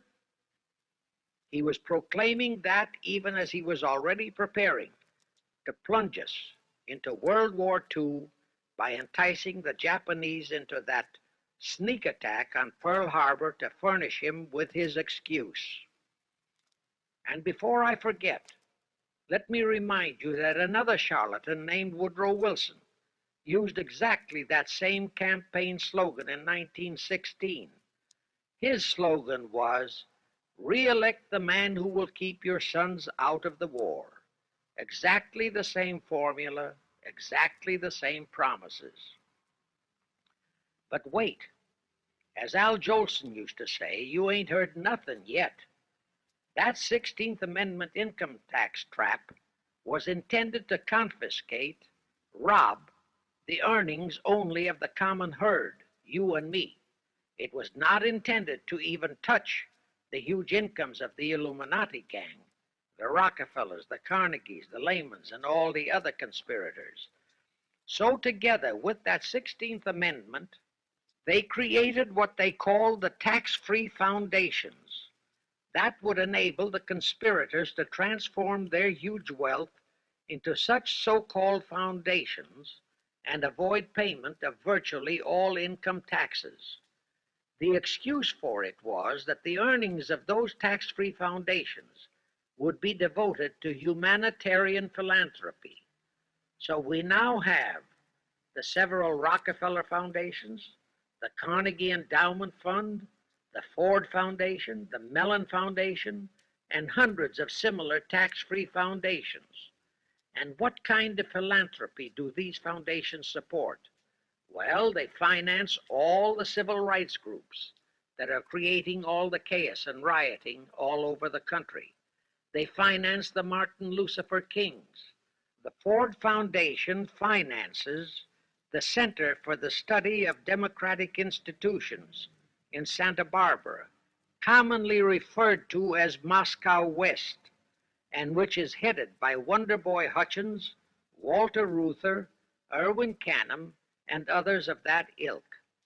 In short, the tax-free foundation financed those who are doing the job for the Illuminati Great Conspiracy.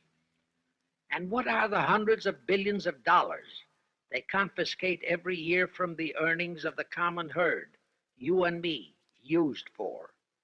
Well, for one thing, there's the foreign aid gimmick, which gave billions to communist Tito, plus gifts of hundreds of jet planes, many of which were turned over to Castro, plus the costs of training communist pilots so that they can the better shoot down our planes, billions to Red Poland, billions to India, billions to Sukarno, billions to other enemies of the United States.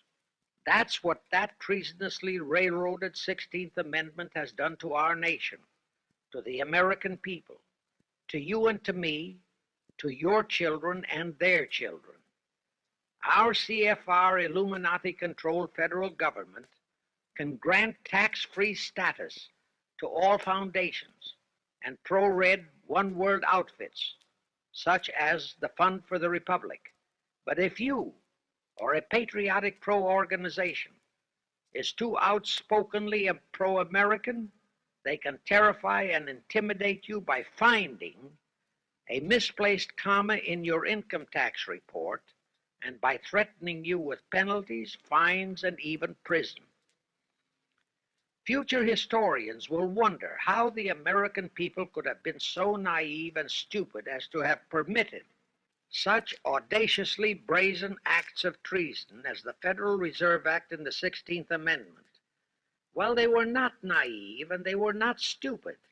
The answer is they trusted the men they elected to safeguard our country and our people, and they just didn't have even an inkling about either betrayal until after each one had been accomplished. It was the Illuminati-controlled mass communications media that kept and is keeping our people naive and stupid and unaware of the treason being committed. Now the great question is, when will the people wake up and do to our traitors of today what George Washington and our founding fathers would have done to Benedict Arnold? Actually, Benedict Arnold was a petty traitor compared to our present traitors in Washington. Now let's go back to the events that followed the rape of our Constitution by the passage of the Federal Reserve Act of the 16th Amendment. With Wilson completely under their control, the masterminds of the great conspiracy put in motion their next and what they hoped would be their final steps to achieve their one world government. The first of those steps was to be World War I. Why war? Simple. The only excuse for a one world government is that it will supposedly ensure peace. The only thing that can make people cry for peace is war. War brings chaos, destruction, exhaustion, to winner as well as to loser. It brings economic ruin to both. Most important, it destroys the flower of the young manhood of both. To the saddened and heartbroken oldsters, the mothers and fathers, who are left with nothing but memories of their beloved sons, peace becomes worth any price, and that is the emotion upon which the conspirators depend for the success of their satanic plot. Throughout the 19th century, from 1814 to 1914, the world as a whole was at peace. Such wars as the Franco-Prussian, our own Civil War, the Russo-Japanese War, were what might be termed local disturbances that did not affect the rest of the world. All the great nations were prosperous, the peoples staunchly nationalistic and fiercely proud of their sovereignties. It was utterly unthinkable that the French and the German peoples would be willing to live under a one-world government, or the Turks and the Russians, or the Chinese and the Japanese. Even more unthinkable that a Kaiser Wilhelm, or a Franz Joseph, or a Tsar Nicholas, or any monarch would willingly and meekly surrender his throne to a one-world government. But bear in mind that the peoples in all nations are the real power, and only one thing, war, could make the peoples yearn and clamor for a peace-ensuring one-world government. But it would have to be a frightful and horribly devastating war. It could not be just a local disturbing war between just two nations. It would have to be a world war. No major nation must be left untouched by the horrors and devastation of such a war. The cry for peace must be made universal. Actually, that was the format set by the Illuminati and Nathan Rothschild at the turn of the 19th century. They first maneuvered all of Europe into the Napoleonic Wars. Then the Congress in Vienna, which they, and particularly Rothschild, planned to transform into a League of Nations, which was to have been the housing for their one-world government, exactly as the present United Nations was set up to be the housing for the forthcoming, God forbid, one-world government. Anyway, that was the format the House of Rothschild and Jacob Schiff decided to employ to achieve their objective in 1914. Of course, they knew that that same format had failed in 1814, but they theorized that was only because the Tsar of Russia had torpedoed that scheme. Well, the present 1914 conspirators would eliminate that 1814 fly in the ointment. They'd make sure that after the New World War, they were conspiring there'd be no Tsar of Russia around to throw monkey wrenches into the machinery. I won't go into how they accomplished this first step to launch a world war. History records that World War I was precipitated by a trivial incident, the kind of incident both Weishaupt and Albert Pike had incorporated in their blueprints.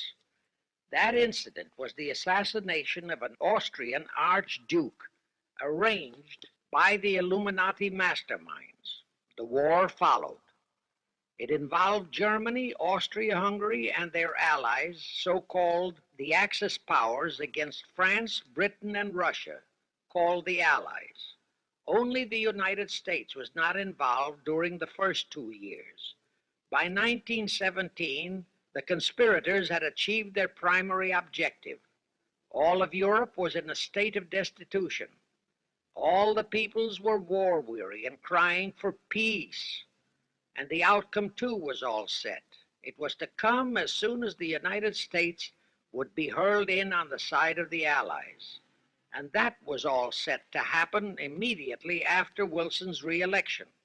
After that, there could be only one outcome: complete victory for the Allies. To fully confirm my statement that long before 1917, the conspiracy, headed in America by Jacob Schiff, had it all set to hurl the United States into that war, I will cite the proof. When Wilson was campaigning for re-election in 1916, his chief appeal was, "Re-elect the man who will keep your sons out of the war." But during that same campaign, the Republican Party publicly charged that Wilson had long committed himself to throw us into the war. They charged that if he would be defeated, he would accomplish that act during his few remaining months in office. But if re-elected, he would hold off until after re-election. But at that time, the American people looked upon Wilson as a god-man. Well, Wilson was re-elected, and as per the schedule of the conspirators, he hurled us into the war in 1917. He used the sinking of the Lusitania as an excuse, a sinking which also was prearranged. Roosevelt, also a god-man in the eyes of the American people, followed the same technique in 1941 when he used the prearranged Pearl Harbor attack as his excuse for hurling us into World War II. Now, exactly as the conspirators planned, victory for the Allies would eliminate all the monarchs of the defeated nations and leave all their peoples leaderless, confused, bewildered, and perfectly conditioned for the one-world government the great conspiracy intended would follow. But there still would be an obstacle, the same obstacle that had balked the Illuminati and Rothschild at that Congress in Vienna peace gathering after the Napoleonic Wars. Russia would be on the winning side this time, as it was in 1814. Therefore, the Tsar would be securely on his throne. Here it is pertinent to note that Russia, under the Tsarist regime, had been the one country in which the Illuminati had never made any headway, nor had the Rothschilds ever been able to infiltrate their banking interests. Thus, a winning Tsar would be more difficult than ever to cope with. Even if he could be enticed into a so-called League of Nations, it was a foregone conclusion that he would never, but never go for a one-world government. So even before the outbreak of World War I, the conspirators had a plan in the making to carry out Nathan Rothschild's vow of 1814, to destroy the Tsar and also murder all possible royal heirs to the throne. And it would have to be done before the close of the war, and the Russian Bolsheviki were to be their instruments in this particular plot. From the turn of the century, the chiefs of the Bolsheviki were Nikolai Lenin, Leon Trotsky, and later Joseph Stalin. Of course, those were not their true family names. Prior to the outbreak of the war, Lenin headquartered in Paris. After the outbreak, Switzerland became his haven. Trotsky's headquarters were on the Lower East Side in New York, largely the habitat of Russian Jewish refugees. Both Lenin and Trotsky were similarly bewhiskered and unkempt. In those days, that was the badge of Bolshevism. Both lived well, yet neither had a regular occupation. Neither had any visible means of support, yet both always had plenty of money. All those mysteries were solved in 1917. Right from the outset of the war, strange and mysterious goings-on were taking place in New York. Night after night, Trotsky darted furtively in and out of Jacob Schiff's palatial mansion. And in the dead of those same nights, there were gatherings of hoodlums of New York's Lower East Side, all of them Russian refugees, at Trotsky's headquarters, and all were going through some mysterious sort of training process. But it was all shrouded in mystery. Nobody talked, although it did leak out that Schiff was financing all of Trotsky's activities. Then suddenly Trotsky vanished. So did approximately 300 of his trained hoodlums. Actually, they were on the high seas in a Schiff chartered ship bound for a rendezvous with Lenin and his gang in Switzerland. And on that ship was $20 million in gold, the $20 million Schiff provided to finance the Bolsheviki takeover of Russia. In anticipation of Trotsky's arrival, Lenin prepared to throw a party in his Switzerland hideaway. Men of the very highest places in the world were to be guests at that party. Among them were the mysterious Colonel Edward Mandell House, Woodrow Wilson's mentor and palsy-walsy, and more important, Schiff's special and confidential messenger. Another of the expectant guests was Warburg of the Warburg banking clan in Germany, who were financing the Kaiser, and whom the Kaiser had rewarded by making him chief of the secret police of Germany.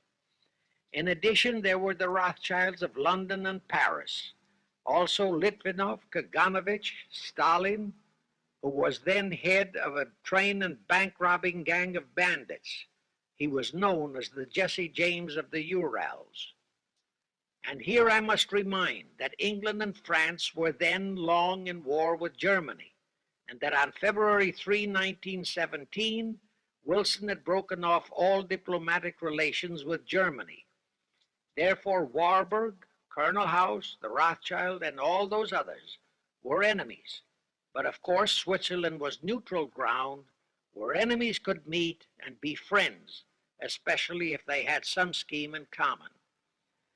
That Lenin party was very nearly wrecked by an unforeseen incident.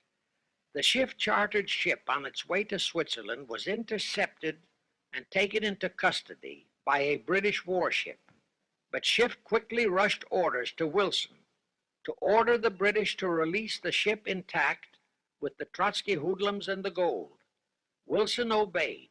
He warned the British that if they refused to release the ship, the United States would not enter the war in April as he had faithfully promised a year earlier. The British heeded the warning. Trotsky arrived in Switzerland, and the Lenin party went off as scheduled. But they still faced what ordinarily would have been the insurmountable obstacle of getting the Lenin-Trotsky band of terrorists across the border into Russia. Well, that's where Brother Warburg, chief of the German secret police, came in.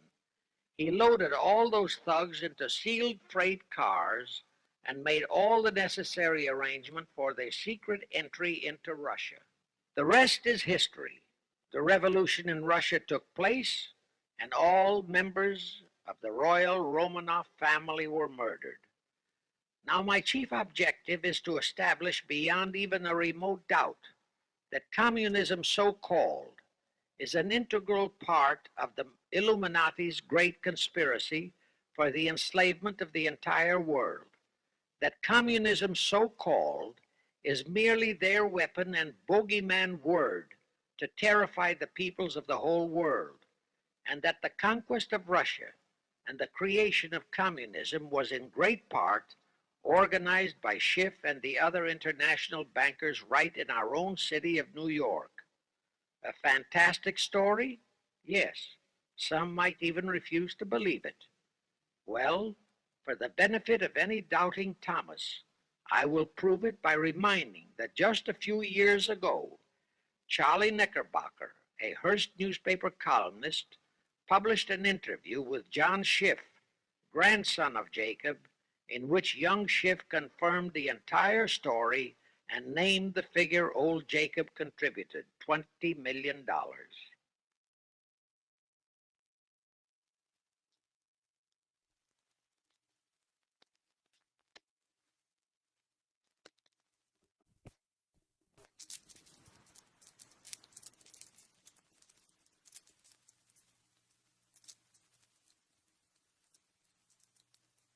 If anybody still has even a remote doubt that the entire menace of communism was created by the masterminds of the great conspiracy right in our own city of New York, I will cite the following historical fact.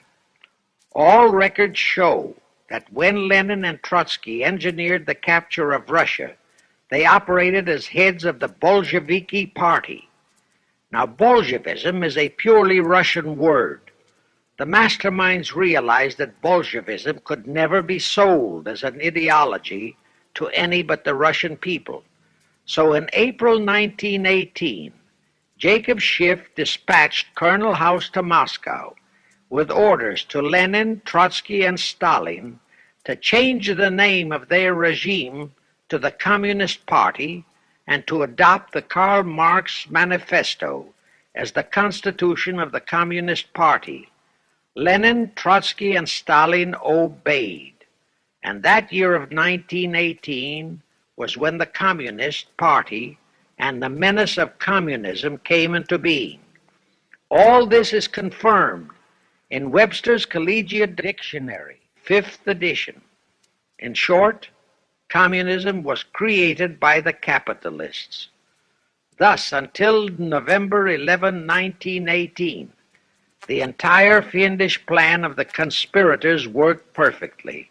All the great nations, including the United States, were war-weary, devastated, mourning their dead. Peace was the great universal desire. Thus, when it was proposed by Wilson to set up a League of Nations to ensure peace, all the great nations, with no Russian czar to stand in their way, jumped on that bandwagon without even stopping to read the fine print in that insurance policy.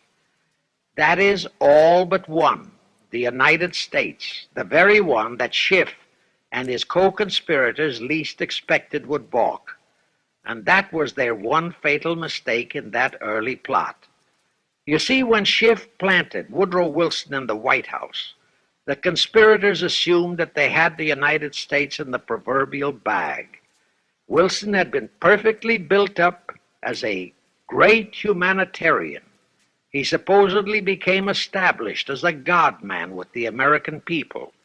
There was every reason for the conspirators to have believed that he would easily hornswoggle Congress into buying the League of Nations sight unseen, exactly as the Congress of 1945 bought the United Nations sight unseen. But there was one man in the Senate in 1918 who saw through that scheme just as the Russian Tsar did in 1814. He was a man of great political stature, almost as great as that of Teddy Roosevelt, and fully as astute. He was highly respected and trusted by all members of both houses of Congress and by the American people. The name of that great and patriotic American was Henry Cabot Lodge, not the phony of today who called himself Henry Cabot Lodge Jr. until he was exposed. Lodge completely unmasked Wilson and kept the United States out of the League of Nations. Here it becomes of great interest to know the real reason for the Wilson League of Nations flop. As I previously stated, Schiff was sent to the United States to carry out 4 specific assignments. Number 1 and most important was to acquire complete control of the U.S. money system. Number 2, as outlined in the original Weishaupt Illuminati blueprint, he was to find the right kind of men to serve as stooges for the great conspiracy and promote them into the highest offices in our federal government, our Congress, our U.S. Supreme Court, and all federal agencies, such as the State Department, the Pentagon, the Treasury Department, etc. Number 3, destroy the unity of the American people by creating minority group strife throughout the nation, especially between the whites and blacks as outlined in Israel Cohen's book. Number 4, create a movement to destroy religion in the United States with Christianity to be the chief target or victim. In addition, he was strongly reminded of the imperative directive in the Illuminati blueprint to achieve full control of all mass communications media, to be used to brainwash the people into believing and accepting all of the maneuverings of the Great Conspiracy. Schiff was warned that only control of the press, at that time our only mass communications media, would enable him to destroy the unity of the American people. Now then, Schiff and his co-conspirators did set up the NAACP, the National Association for the Advancement of the Colored People, in 1909. And in 1913, he set up the Anti-Defamation League of the B'nai B'rith. Both were to create the necessary strife.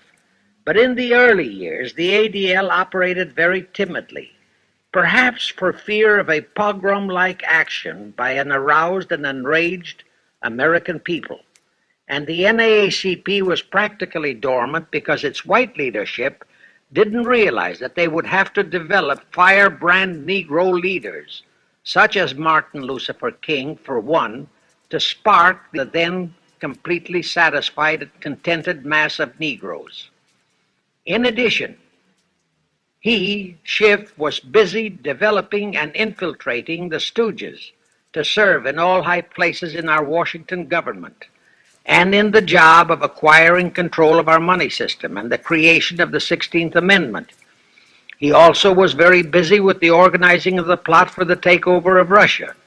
In short, he was kept so busy with all those jobs that he completely overlooked the supreme job of acquiring complete control of our mass communications media.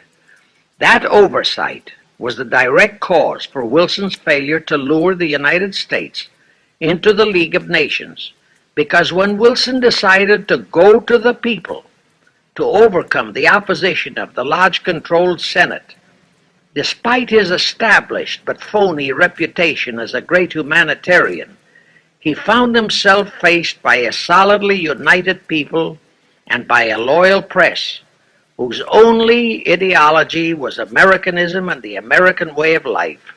At that time, due to the ineptness and ineffectiveness of both the ADL and the NAACP, there were no organized minority groups, no Negro problems, no so-called anti-Semitic problem to sway the people's thinking. There were no lefts, there were no rights, no prejudices for crafty exploitations. Thus, Wilson's League of Nations appeals fell on deaf ears. That was the end of Woodrow Wilson, the conspirator's great humanitarian. He quickly abandoned his crusade and returned to Washington, where he shortly died an imbecile brought on by syphilis. And that was the end of the League of Nations as a corridor into one world government. Of course, that debacle was a terrible disappointment to the masterminds of the Illuminati conspiracy. But they were not discouraged. As I have previously stressed, this enemy never quits. They simply decided to reorganize and try from scratch again. By this time, Schiff was very old and slow. He knew it. He knew that the conspiracy needed a new, younger, and more active generalship. So on his orders, Colonel House and Bernard Baruch organized and set up what they called the Council on Foreign Relations, the new name under which the Illuminati would continue to function in the United States. The hierarchy, officers and directors of the CFR, is composed principally of descendants of the original Illuminati, many of whom had abandoned their old family names and acquired new Americanized names. For one example, we have Dillon, who was Secretary of Treasury of the United States, whose original name was Lepowski. Another example is Paley, head of the CBS TV channel, whose true name is Polinsky. The membership of the CFR is approximately 1,000 in number, and contains the heads of virtually every industrial empire in America, such as Blau, president of the U.S. Steel Corporation, Rockefeller, king of the oil industry, Henry Ford II, and so on. And of course, all the international bankers, also the heads of the tax-free foundations, are officers and or active CFR members. In short, all the men who provide the money and the influence to elect the CFR chosen presidents of the United States, congressmen, senators, and who decide the appointments of our various secretaries of state, of the Treasury, of every important federal agency, are members of the CFR, and very obedient members indeed. Now, just to cement that fact, I will mention the names of a few of the United States presidents who were members of the CFR. Franklin Roosevelt, Herbert Hoover, Dwight D. Eisenhower, Jack Kennedy. Others who were considered for the presidency are Thomas E. Dewey, Adlai Stevenson, Nixon, and Vice President of a CFR subsidiary, Barry Goldwater. Among the important cabinet members of the various administrations, we have John Foster Dulles, Allen Dulles, Cordell Hull, John J. McCloy, Morgenthau, Clarence Dillon, Rusk, McNamara, and just to emphasize the red color of the CFR, we have as members such men as Alger Hiss, Ralph Bunche, Pasvolsky, Harry Dexter White, real name Weiss, Owen Lattimore, Philip Jeffy, etc., etc. Simultaneously, they were flooding thousands of homosexuals and other blackmailable characters into all the federal agencies from the White House down. Remember Johnson's great friend Jenkins and Bobby Baker? Now, there were many jobs the new CFR had to accomplish. They required much help. So their first job was to set up various subsidiaries to whom they assigned special objectives. I can't name all the subsidiaries in this recording, but the following are a few. The Foreign Policy Association, FPA, the World Affairs Council, WAC, the Business Advisory Council, BAC, the notorious ADA, Americans for Democratic Action, virtually headed by Walter Reuther, the notorious 1313 in Chicago. Barry Goldwater was, and no doubt still is, a vice president of one of the CFR subsidiaries. In addition, the CFR set up special committees in every state in the Union, to whom they assigned the various local state operations. Simultaneously, the Rothschilds set up similar CFR-like control groups in England, France, Germany, and other nations to control world conditions and cooperate with CFR to bring about another world war. But the CFR's first and foremost job was to get complete control of our mass communications media. The control of the press was assigned to Rockefeller. Thus, Henry Luce, who recently died, was financed to set up a number of national magazines, among them Life, Time, Fortune, and others, which publish USSR in America. The Rockefellers also directly or indirectly financed the Cowles Brothers Look magazine and a chain of newspapers. They also financed a man named Sam Newhouse to buy up and build a chain of newspapers all over the country. And the late Eugene Meyer, one of the founders of CFR, bought the Washington Post, Newsweek, the weekly magazine, and other publications.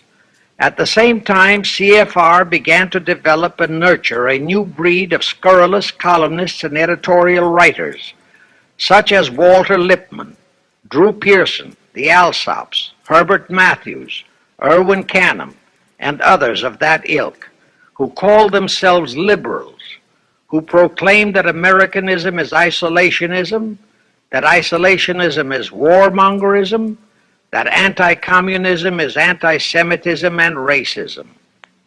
All that took time, of course, but today our entire press, except for some local small-town papers and weeklies published by patriotic organizations, is completely controlled by CFR stooges, and thus they finally succeeded in breaking us up into a nation of quarreling, wrangling, squabbling, hating factions. Now, if you still wonder about the slanted news and outright lies you read in your paper, you have the answer. To the Lehmans, Goldman Sachs, Kuhn Loeb, and the Warburgs, the CFR assigned the job of getting control of the motion picture industry, Hollywood, radio and television, and believe you me, they succeeded. If you still wonder about the strange propaganda broadcasts by the Ed Murrows, Chet Huntley, Howard K. Smith, Eric Sevareid, Drew Pearson, and others of that ilk, you have the answer. If you wonder about all the smut, sex, pornography, and mixed marriage films you see in your movie theater and on your TV set, all of which is demoralizing our youth, you have the answer. The whole story of the CFR conspiracy takeover of our mass communications media is far too long to include in this recording, but you can find it in the News Bulletin number 125, entitled How to Get the Reds Out of Communications Media. It was published and brought up to date by the Cinema Educational Guild. It tells in detail how the press, the movies, TV, and radio have been, and still are, used to brainwash the people, to demoralize our youth, and they have been and still are encouraging and creating sympathy for the rioting Negro civil rights lawlessness. You can get a copy of this news bulletin by writing to the Cinema Educational Guild, Post Office Box 46205, Hollywood, California. Now, to refresh your memory, let's go back for a moment. Wilson's flop had torpedoed all chances of transforming that League of Nations into the conspirators' hoped-for one-world government housing. So the Jacob Schiff plot had to be done all over again, and they organized the CFR to do it. We also know how successfully the CFR did that job of brainwashing and destroying the unity of the American people. But as was the case with the Schiff plot, the climax and the creation of a new housing for their one-world government required another world war, a war that would be even more horrible and more devastating than the First World War, in order to get the people of the world to again clamor for peace and a means to end all wars. But the CFR realized that the aftermath of World War II would have to be more carefully planned, so that there would be no escape from the new one-world trap, another League of Nations, that would emerge from the new war, the trap we now know as the United Nations. And they hit upon a perfect strategy to ensure that no escape. Here's how they did it. In 1943, in the midst of the war, they prepared the framework for the United Nations, and it was handed over to Roosevelt and our State Department to be given birth by Alger Hiss, Pozvolsky, Dalton Trumbo, and other American traitors, thus making the whole scheme a United States baby. Then, to fix our parenthood, New York City was to become the nursery for the monstrosity. After that, we could hardly walk out on our own baby, now could we? Anyway, that's how the conspirators figured it would work, and so far it has. And the liberal Rockefeller donated the land for the United Nations building. The United Nations Charter was written by Alger Hiss, Pozvolsky, Dalton Trumbo, and other CFR stooges. A phony so-called UN conference was set up in San Francisco in 1945. All the so-called representatives of 50-odd nations gathered there promptly signed the charter, and the despicable traitor Alger Hiss flew to Washington with it, elatedly submitted it to our Senate, and the Senate, elected by our people to safeguard our security, signed the charter without so much as reading it. The question is, how many of our senators were even then traitorous stooges of the CFR? Anyway, it was thus that the people accepted the United Nations as a holy of holies and enabled traitor Earl Warren to virtually destroy our Constitution by basing all his traitorous decisions on the UN Charter, thus making that charter virtually our law of the land. However, for all the dirty work that had to be done to solidify the UN, the new housing of the One World plot, they still required the aid of our leaders in Washington. So now I will emphasize the fiendish cleverness of the CFR masterminds. To the vast majority of the American people, our foreign policy for many years has been a complete enigma. Most of us simply can't understand why this great nation is seemingly floundering so helplessly in the art of diplomacy. We can't understand why our leaders are seemingly so confused and bewildered in all their dealings with Moscow, France, and other nations, and with the UN. We always hear them proclaiming that in view of our overwhelming economic and military superiority, we must always lead from strength. Yet at all the summit meetings and conferences, they cringe and stammer and stutter, and so to speak, come out with their tails between their hind legs. We can't understand the foreign aid to Tito, an avowed enemy, to Poland, an avowed enemy, to all the avowed communist nations. We can't understand why the expenditure of hundreds of billions of dollars has failed to slow down, let alone stop, the march of communism. We are perplexed by the seeming ineptness of the State Department, the Defense Department, the CIA, the USIA, of all our federal agencies.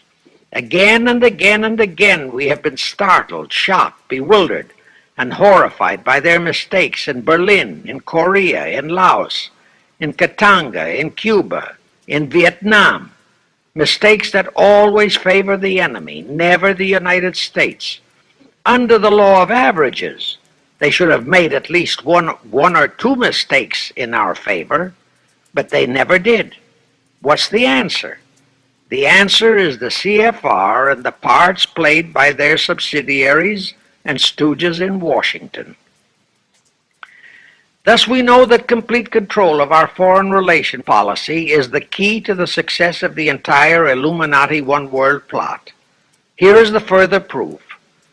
Earlier I fully established that Schiff and his gang had financed the Lenin-Trotsky-Stalin takeover of Russia and fashioned its communist regime into becoming their chief instrument to keep the world in turmoil and to finally terrorize all of us into seeking peace in a UN One World government. But the conspirators knew that the Moscow gang could not become such an instrument until and unless the whole world would accept the communist regime as the legitimate, de jure government of Russia. Only one thing could accomplish that: recognition by the United States. The conspirators figured that the whole world would follow our lead, and that's when the Wilson flop very nearly wrecked the entire plot.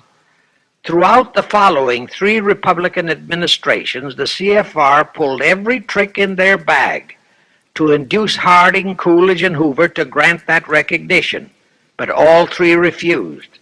As a result, in the late 1920s, the Stalin regime was in dire straits.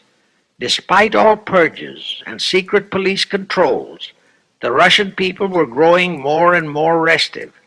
It is a matter of record, admitted by Litvinov, that during 1931 and 1932, Stalin and his whole gang were always packed and ready for instant flight. they landed Franklin Roosevelt in the White House. Crafty, unscrupulous, utterly without conscience, that charlatan traitor turned the trick for them. Without even asking consent of Congress, he unlawfully proclaimed recognition for the Stalin regime. That did it. And exactly as the conspirators figured, the whole world did follow our lead. Automatically, that squelched the previously growing resistance movement of the Russian people. That automatically launched the greatest menace the civilized world has ever known. The rest is too well known to need repeating. We know how Roosevelt and his traitorous State Department kept building up the communist menace right here in our own country, and thus throughout the world. We know how he perpetrated that Pearl Harbor atrocity for his excuse to hurl us into World War II. We know all about his secret meetings with Stalin at Yalta and how he, with Eisenhower's help, delivered the Balkans and Berlin to Moscow.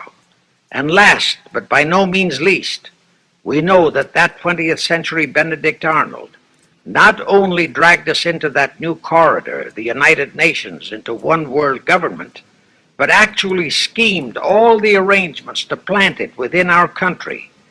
In short, the day that Roosevelt entered the White House, the CFR conspirators regained full control of our foreign relations machinery and firmly established the United Nations as the housing for the Illuminati one world government. I wish to stress one other very vital point.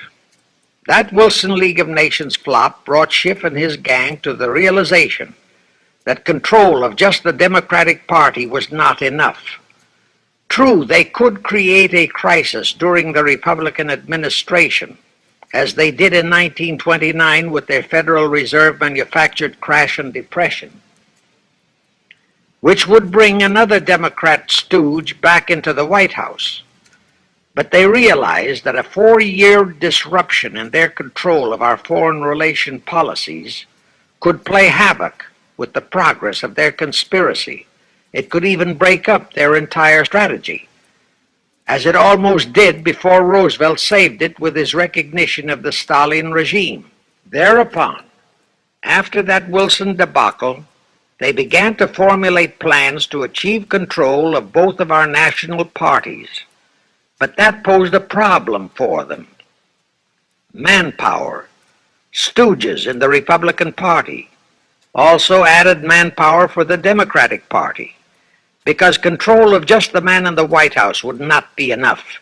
They'd have to provide that man with trained stooges for his entire cabinet, men to head the State Department, the Treasury Department, the Pentagon, the CIA, the USIA, etc. In short, every member of the various cabinets would have to be a chosen tool of the CFR, such as Rusk and McNamara. Also all undersecretaries and assistant secretaries. That would give the conspirators absolute control of all our policies, both domestic and, most important, foreign. That course of action would require a reserve pool of trained stooges, instantaneously ready for administrative changes and for all other exigencies.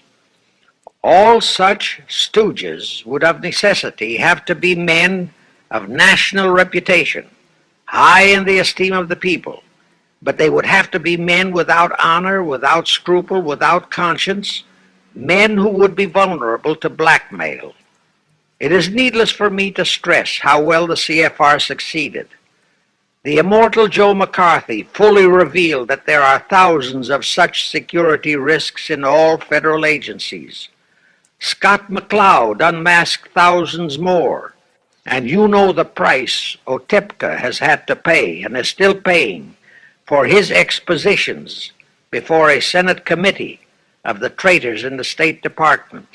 And you know that the men in the State Department who delivered Cuba to Castro have not only been shielded, but promoted.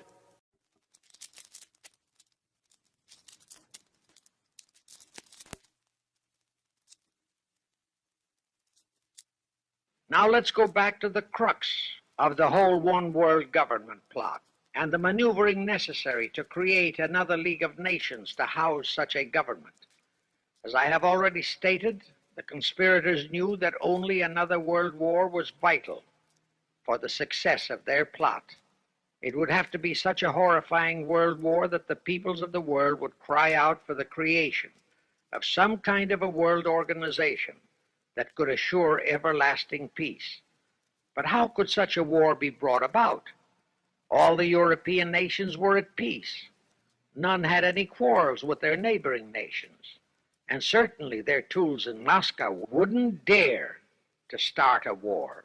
Even Stalin realized that it would mean the overthrow of his regime unless so-called patriotism would weld the Russian people behind him. But the conspirators had to have a war. They had to find or create some kind of an incident to launch it. And they found it in a little inconspicuous and repulsive little man who called himself Adolf Hitler. Hitler, an impecunious Austrian house painter, had been a corporal in the German army. He made the defeat of Germany into a personal grievance. He began to rabble-rouse about it in the Munich, Germany area. He began to spout about restoring the greatness of the German Empire and the might of the German soldiery. He advocated the restoration of the old German military to be used to conquer the whole world. Strangely enough, Hitler, the little clown that he was, could deliver a rabble-rousing speech, and he did have a certain kind of magnetism. But the new authorities in Germany didn't want any more wars, and they promptly threw the obnoxious Austrian house painter into a prison cell. Aha! Here was the man, decided the conspirators, who, properly directed and financed, could be the key to another world war.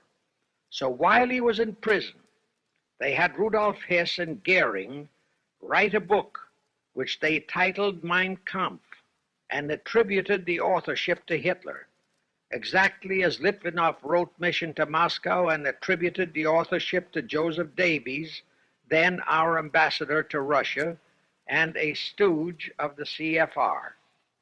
In Mein Kampf, Hitler, the pseudo-author, outlined his grievances and how he would restore the German people to their former greatness. The conspirators then arranged for a wide circulation of the book among the German people in order to arouse a fanatical following for him. On his release from prison, also arranged by the conspirators, they began to groom him and finance him to travel to other parts of Germany to deliver his rabble-rousing speeches. Soon he gathered a growing following among other veterans of the war, and that soon spread to the masses, who began to see in him a savior for their beloved Germany. Then came his leadership of what he called his Brown Shirt Army and the March on Berlin. That required a great deal of financing, but the Rothschilds, the Warburgs, and others of the conspirators provided all the money he needed. Gradually, Hitler became the idol of the German people, and then they overthrew the von Hindenburg government, and Hitler became the new Führer. But that still was no reason for a war.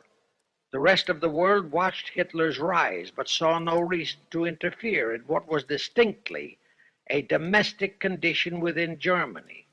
Certainly none of the other nations felt it was a reason for another war against Germany, and the German people were not yet incited into enough of a frenzy to commit any acts against any neighboring nation, not even against France, that would lead to a war. The conspirators realized they would have to create such a frenzy that would cause the German people to throw caution to the winds and at the same time horrify the whole world. And incidentally, Mein Kampf was actually a follow-up of Karl Marx's book, A World Without Jews. The conspirators suddenly remembered how the Schiff-Rothschild gang had engineered the pogroms in Russia, which slaughtered many, many thousands of Jews and created a worldwide hatred for Russia, and they decided to use that same unconscionable trick to inflame the new Hitler-led German people into a murderous hatred of the Jews. Now, it is true that the German people never had any particular affection for the Jews, ingrained hatred for them. Such a hatred would have to be manufactured, so Hitler was used to create it. He saw in it the grisly gimmick to make him the God-man of the German people. Thus, craftily inspired and coached by his financial advisors, the Warburgs, Rothschilds, and all the Illuminati masterminds, he blamed the Jews for the hated Versailles Treaty and for the financial ruination that followed the war. The rest is history. We know all about the Hitler concentration camps and the incineration of hundreds of thousands of Jews, not the 6 million, nor even the 600,000 claimed by the conspirators, but it was enough. And here let me reiterate how little the internationalist bankers, the Rothschilds, Schiffs, Lehmans, Warburgs, Baruchs, care about their racial brethren who were the victims of their nefarious schemes. In their eyes, the slaughter of the several 100,000 innocent Jews by Hitler didn't bother them at all. They considered it a necessary sacrifice to further their Illuminati one-world plot, just as the slaughter of the many millions in the wars that followed was a similar necessary sacrifice. And here is another grisly detail about those concentration camps. Many of the Hitler soldier executioners in those camps had previously been sent to Russia to acquire their arts of torture and brutalization so as to emphasize the horrors of the atrocities. All this created a new worldwide hatred for the German people, but it still did not provide a cause for war. Thereupon Hitler was in land. You remember how Chamberlain, diplomats of Czechoslovakia and France surrendered to that demand. That led to further Hitlerian demands for territories in Poland and in the French Tsar territories. Those demands were rejected. Then came his pact with Stalin. Hitler had been screaming hatred against communism. Oh, how he ranted against communism. But actually, Nazism was nothing but socialism, and communism is, in fact, socialism. But Hitler disregarded all that. He entered into a pact with Stalin to attack and divide Poland between them. While Stalin marched into one part of Poland, for which he was never blamed, the Illuminati mastermind saw to that. Hitler launched a blitzkrieg on Poland from his side. The conspirators finally had their new world war. And what a horrible war it was. And in 1945, the conspirators finally achieved the United Nations, their new housing for their one world government. And truly amazing, all of the American people hailed this foul outfit as a holy of holies. Even after all the true facts about how the UN was created were revealed, the American people continued to worship that evil outfit. Even after Soviet spy and traitor, even after I had publicly revealed the secret agreement between Hiss and Molotov that a Russian would always be the head of the military secretariat, and by that token, the real master of the UN, most of the American people continued to believe that the UN could do no wrong. Even after Trygve Lie, the first Secretary General of the UN, confirmed that Hiss-Molotov secret agreement in his book For the Cause of Peace, the vast majority of our people refused to lose faith in the UN. Even after the truth about the Korean War was revealed, how the Russian General Vasiliev, head of that UN military secretariat, was given a leave of absence by the UN so that he could take command of the North Koreans and Red Chinese who were fighting the so-called UN police action under our own General MacArthur, who by orders of the UN was fired by the pusillanimous Truman in order to prevent his winning that war. Our people still believed in the UN, despite our 150,000 sons who were murdered and maimed in that war. The people continued to regard the UN as a sure means for peace, even after it was revealed in 1951 that the UN, using our own American soldiers under UN command and the UN flag, in collusion with our traitorous State Department and the Pentagon, had been invading many small cities in California and Texas in order to perfect their plan for the complete takeover of our country. Most of our people brushed it off and continued their belief that the UN is a holy of holies. Do you know that the UN Charter was written by traitor Alger Hiss, Molotov, and Wyszynski? That Hiss and Molotov had made that secret agreement that the military chief of the UN was always to be a Russian appointed by Moscow? Do you know that at their secret meetings at Yalta, Roosevelt and Stalin, at the behest of the Illuminati operating as the CFR, decided that the UN must be placed on American soil? Do you know that most of the UN Charter was copied intact, word for word, from the Marx Manifesto and Russia's so-called Constitution? Do you know that the only two senators who voted against the UN so-called treaty were the only two senators who had read it? Do you know that since the UN was founded, communist enslavement has grown from 250 million to 1 billion? Do you know that since the UN was founded to ensure peace, there have been at least 20 major wars incited by the UN, just as they are now inciting a war against Little Rhodesia? Do you know that under the UN setup, the American taxpayers have been forced to make up the UN Treasury deficit of many millions of dollars because of Russia's refusal to pay her share? Do you know that the UN has never passed a resolution condemning Russia or her so-called satellites, but always condemns our allies? Do you know that J. Edgar Hoover said, "The overwhelming majority of the communist delegations to the UN are espionage agents"? And now, 66 senators voted for a consular treaty to open our entire country to Russian spies and saboteurs. Do you know that the UN helps Russia's conquest of the world by preventing the free world from taking any action whatsoever except to debate each new aggression in the UN General Assembly?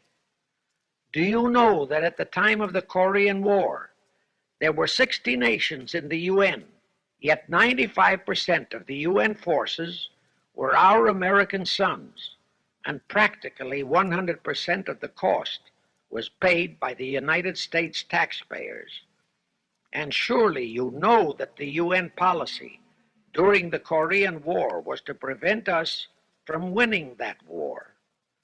Do you know that all the battle plans of General MacArthur had to go first to the UN to be relayed to Vasiliev, commander of the North Koreans and Red Chinese, and that any future wars fought by our sons under the UN flag would have to be fought under the control of the UN Security Council? Do you know that the UN has never done anything about the 80,000 Russian Mongolian troops that occupy Hungary? Where was the UN when the Hungarian freedom fighters were slaughtered by the Russians? Do you know that the UN and its peace army turned the Congo over to the communists? Do you know that the UN's own so-called peace force was used to crush, rape, and kill the white anti-communists in Katanga? Do you know that the UN stood by and did nothing while Red China invaded Laos and Vietnam? That it did nothing while Nehru invaded Goa and other Portuguese territories? Do you know that the UN was directly responsible for aiding Castro? That it does absolutely nothing about the many thousands of Cuban youngsters who are shipped to Russia for communist indoctrination? Do you know that Adlai Stevenson, of all people, said the free world must expect to lose more and more decisions in the UN? Do you know that the UN openly proclaims that its chief objective is one world government, which means one world laws, one world court, one world army, one world navy, one world air force, one world schools, and a one world church in which Christianity would be prohibited? Do you know that a UN law has been passed to disarm all American citizens and to transfer all our armed forces to the UN? Such a law was secretly signed by Saint Jack Kennedy in 1961. Do you realize how that fits in with Article 47, Paragraph 3 of the UN Charter, which states, I quote, "The Military Staff Committee of the UN shall be responsible through the Security Council for the strategic direction of all armed forces placed at the disposal of the Security Council," unquote. And when and if all our armed forces are transferred to the UN, your sons would be forced to serve and die under UN command all over the world. This will happen unless you fight to get the U.S. out of the UN. Do you know that Congressman James B. Utt has submitted a bill to get the U.S. out of the UN and a resolution to prevent our president from forcing us to support the UN embargoes on Rhodesia? Well, he has, and many people all over the country are writing to their representatives to support the Utt bill and resolution. And did you know that to offset the Utt bill and resolution, 50 congressmen, spearheaded by Schweiker and Moorhead of Pennsylvania, have introduced a bill to immediately transfer all our armed forces to the UN? Can you imagine such brazen treason? Is your congressman one of those 50 traitors? Find out and take immediate action against him and help Congressman Utt. Now, do you know that the National Council of Churches passed a resolution in San Francisco which states that the United States will soon have to subordinate its will to that of the UN, and that all American citizens must be prepared to accept it? Is your church a member of the National Council of Churches? In connection with that, bear in mind that God is never mentioned in the UN Charter, and their meetings are never opened with prayer. The creators of the UN stipulated in advance that there should be no mention of God or Jesus Christ in the UN Charter or in its UN headquarters. Does your pastor subscribe to that? Find out. Furthermore, do you know that the great majority of the so-called nations in the UN are anti-Christianity? That the UN is a completely godless organization by orders of its creators, the CFR Illuminati. Now, have you heard enough of the truth about the Illuminati's United Nations? Do you want to leave your sons and our precious country to the unholy mercy of the Illuminati's United Nations? If you don't, write, telegraph, or phone your representatives and senators that they must support Congressman Utt's bill to get the U.S. out of the UN and the UN out of the U.S. Do it today, now, before you forget. It is the only salvation for your sons and for our country. Now I have one more vital message to deliver.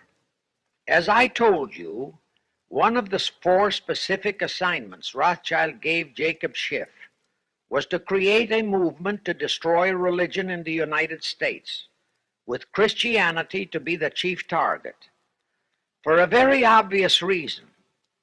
The Anti-Defamation League wouldn't dare to attempt it, because such an attempt could create the most terrible bloodbath in the history of the world, not only for the ADL and the conspirators, but for the millions of innocent Jews. Schiff turned that job over to Rockefeller for another specific reason. The destruction of Christianity could be accomplished only by those who are entrusted to preserve it, by the pastors, the men of the cloth. As a starter, John D. Rockefeller picked up a young so-called Christian minister by the name of Dr. Harry F. Ward, Reverend Ward, if you please. At that time, he was teaching religion at the Union Theological Seminary. Rockefeller found a very willing Judas in this reverend. Thereupon, in 1907, he financed him to set up the Methodist Foundation of Social Service.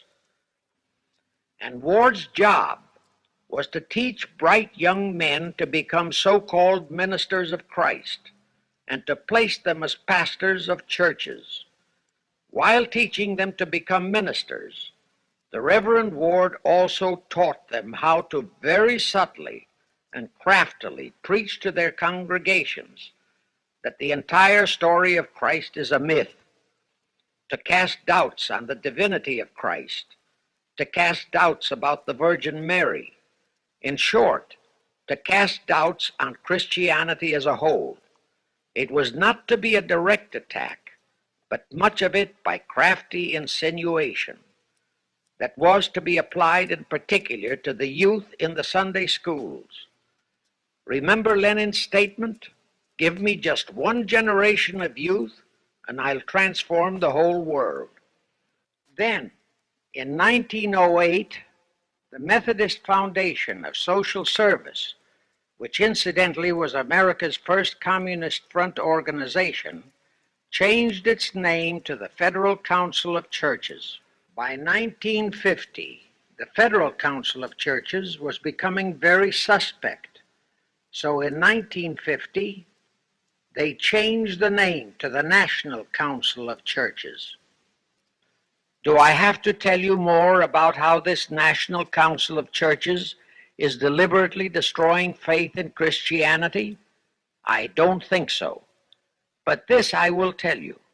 If you are a member of any congregation whose pastor and church are members of this Judas organization, your contributions are helping the Illuminati's plot to destroy religion and your faith in God and Jesus Christ. Thus you are deliberately delivering your children to be indoctrinated with disbelief in God and church, and which can easily transform them into atheists.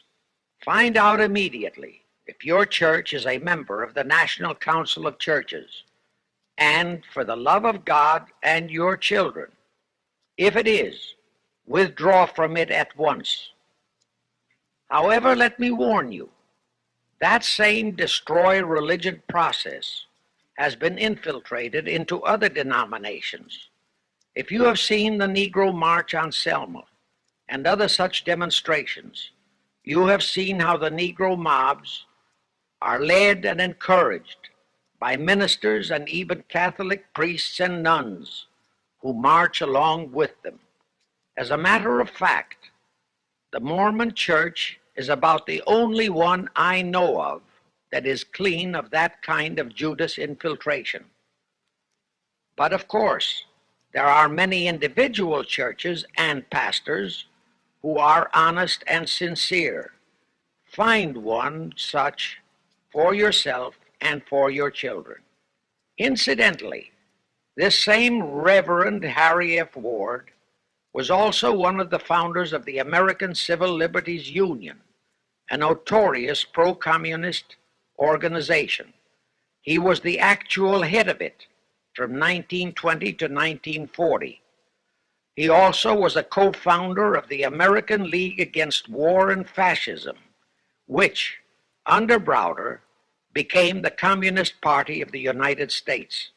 In short, Ward's entire background reeked of communism, and he was identified as a member of the Communist Party.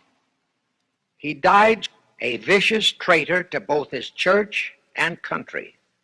And this was the man old John D. Rockefeller picked and financed to destroy America's Christian religion, in accordance with the orders given to Schiff by the Rothschilds.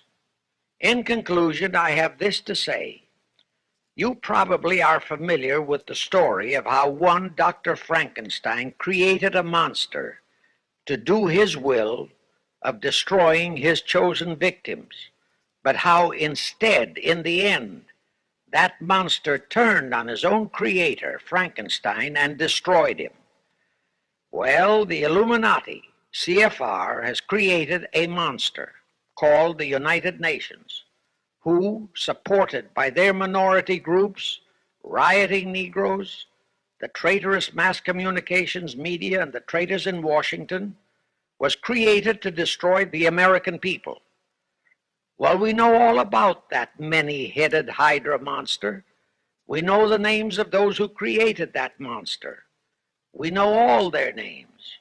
And I predict that one fine day the American people will come fully awake and cause that very monster to destroy its creator.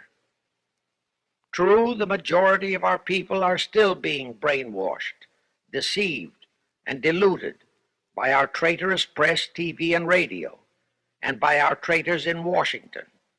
But surely, by now, enough is known about the UN to stamp that outfit as a deadly, poisonous rattlesnake in our midst. My only wonder is what it will take to awaken and arouse our people to the full truth. Perhaps this record will do it. 100,000 or 1,000,000 copies of this record can do it. I pray to God it will, and I pray to Him to inspire you, all of you, to spread this story via this record to all loyal Americans in your community. You can do it by playing it to study groups assembled in your homes, at meetings of the American Legion, the VFW, the DAR, all other civic groups and women's clubs, especially the women's clubs who have their sons' lives at stake. With this record, I have provided you with the weapon that will destroy the monster. For the love of God, of our country, and of your children, use it. Get a copy of it into every American home.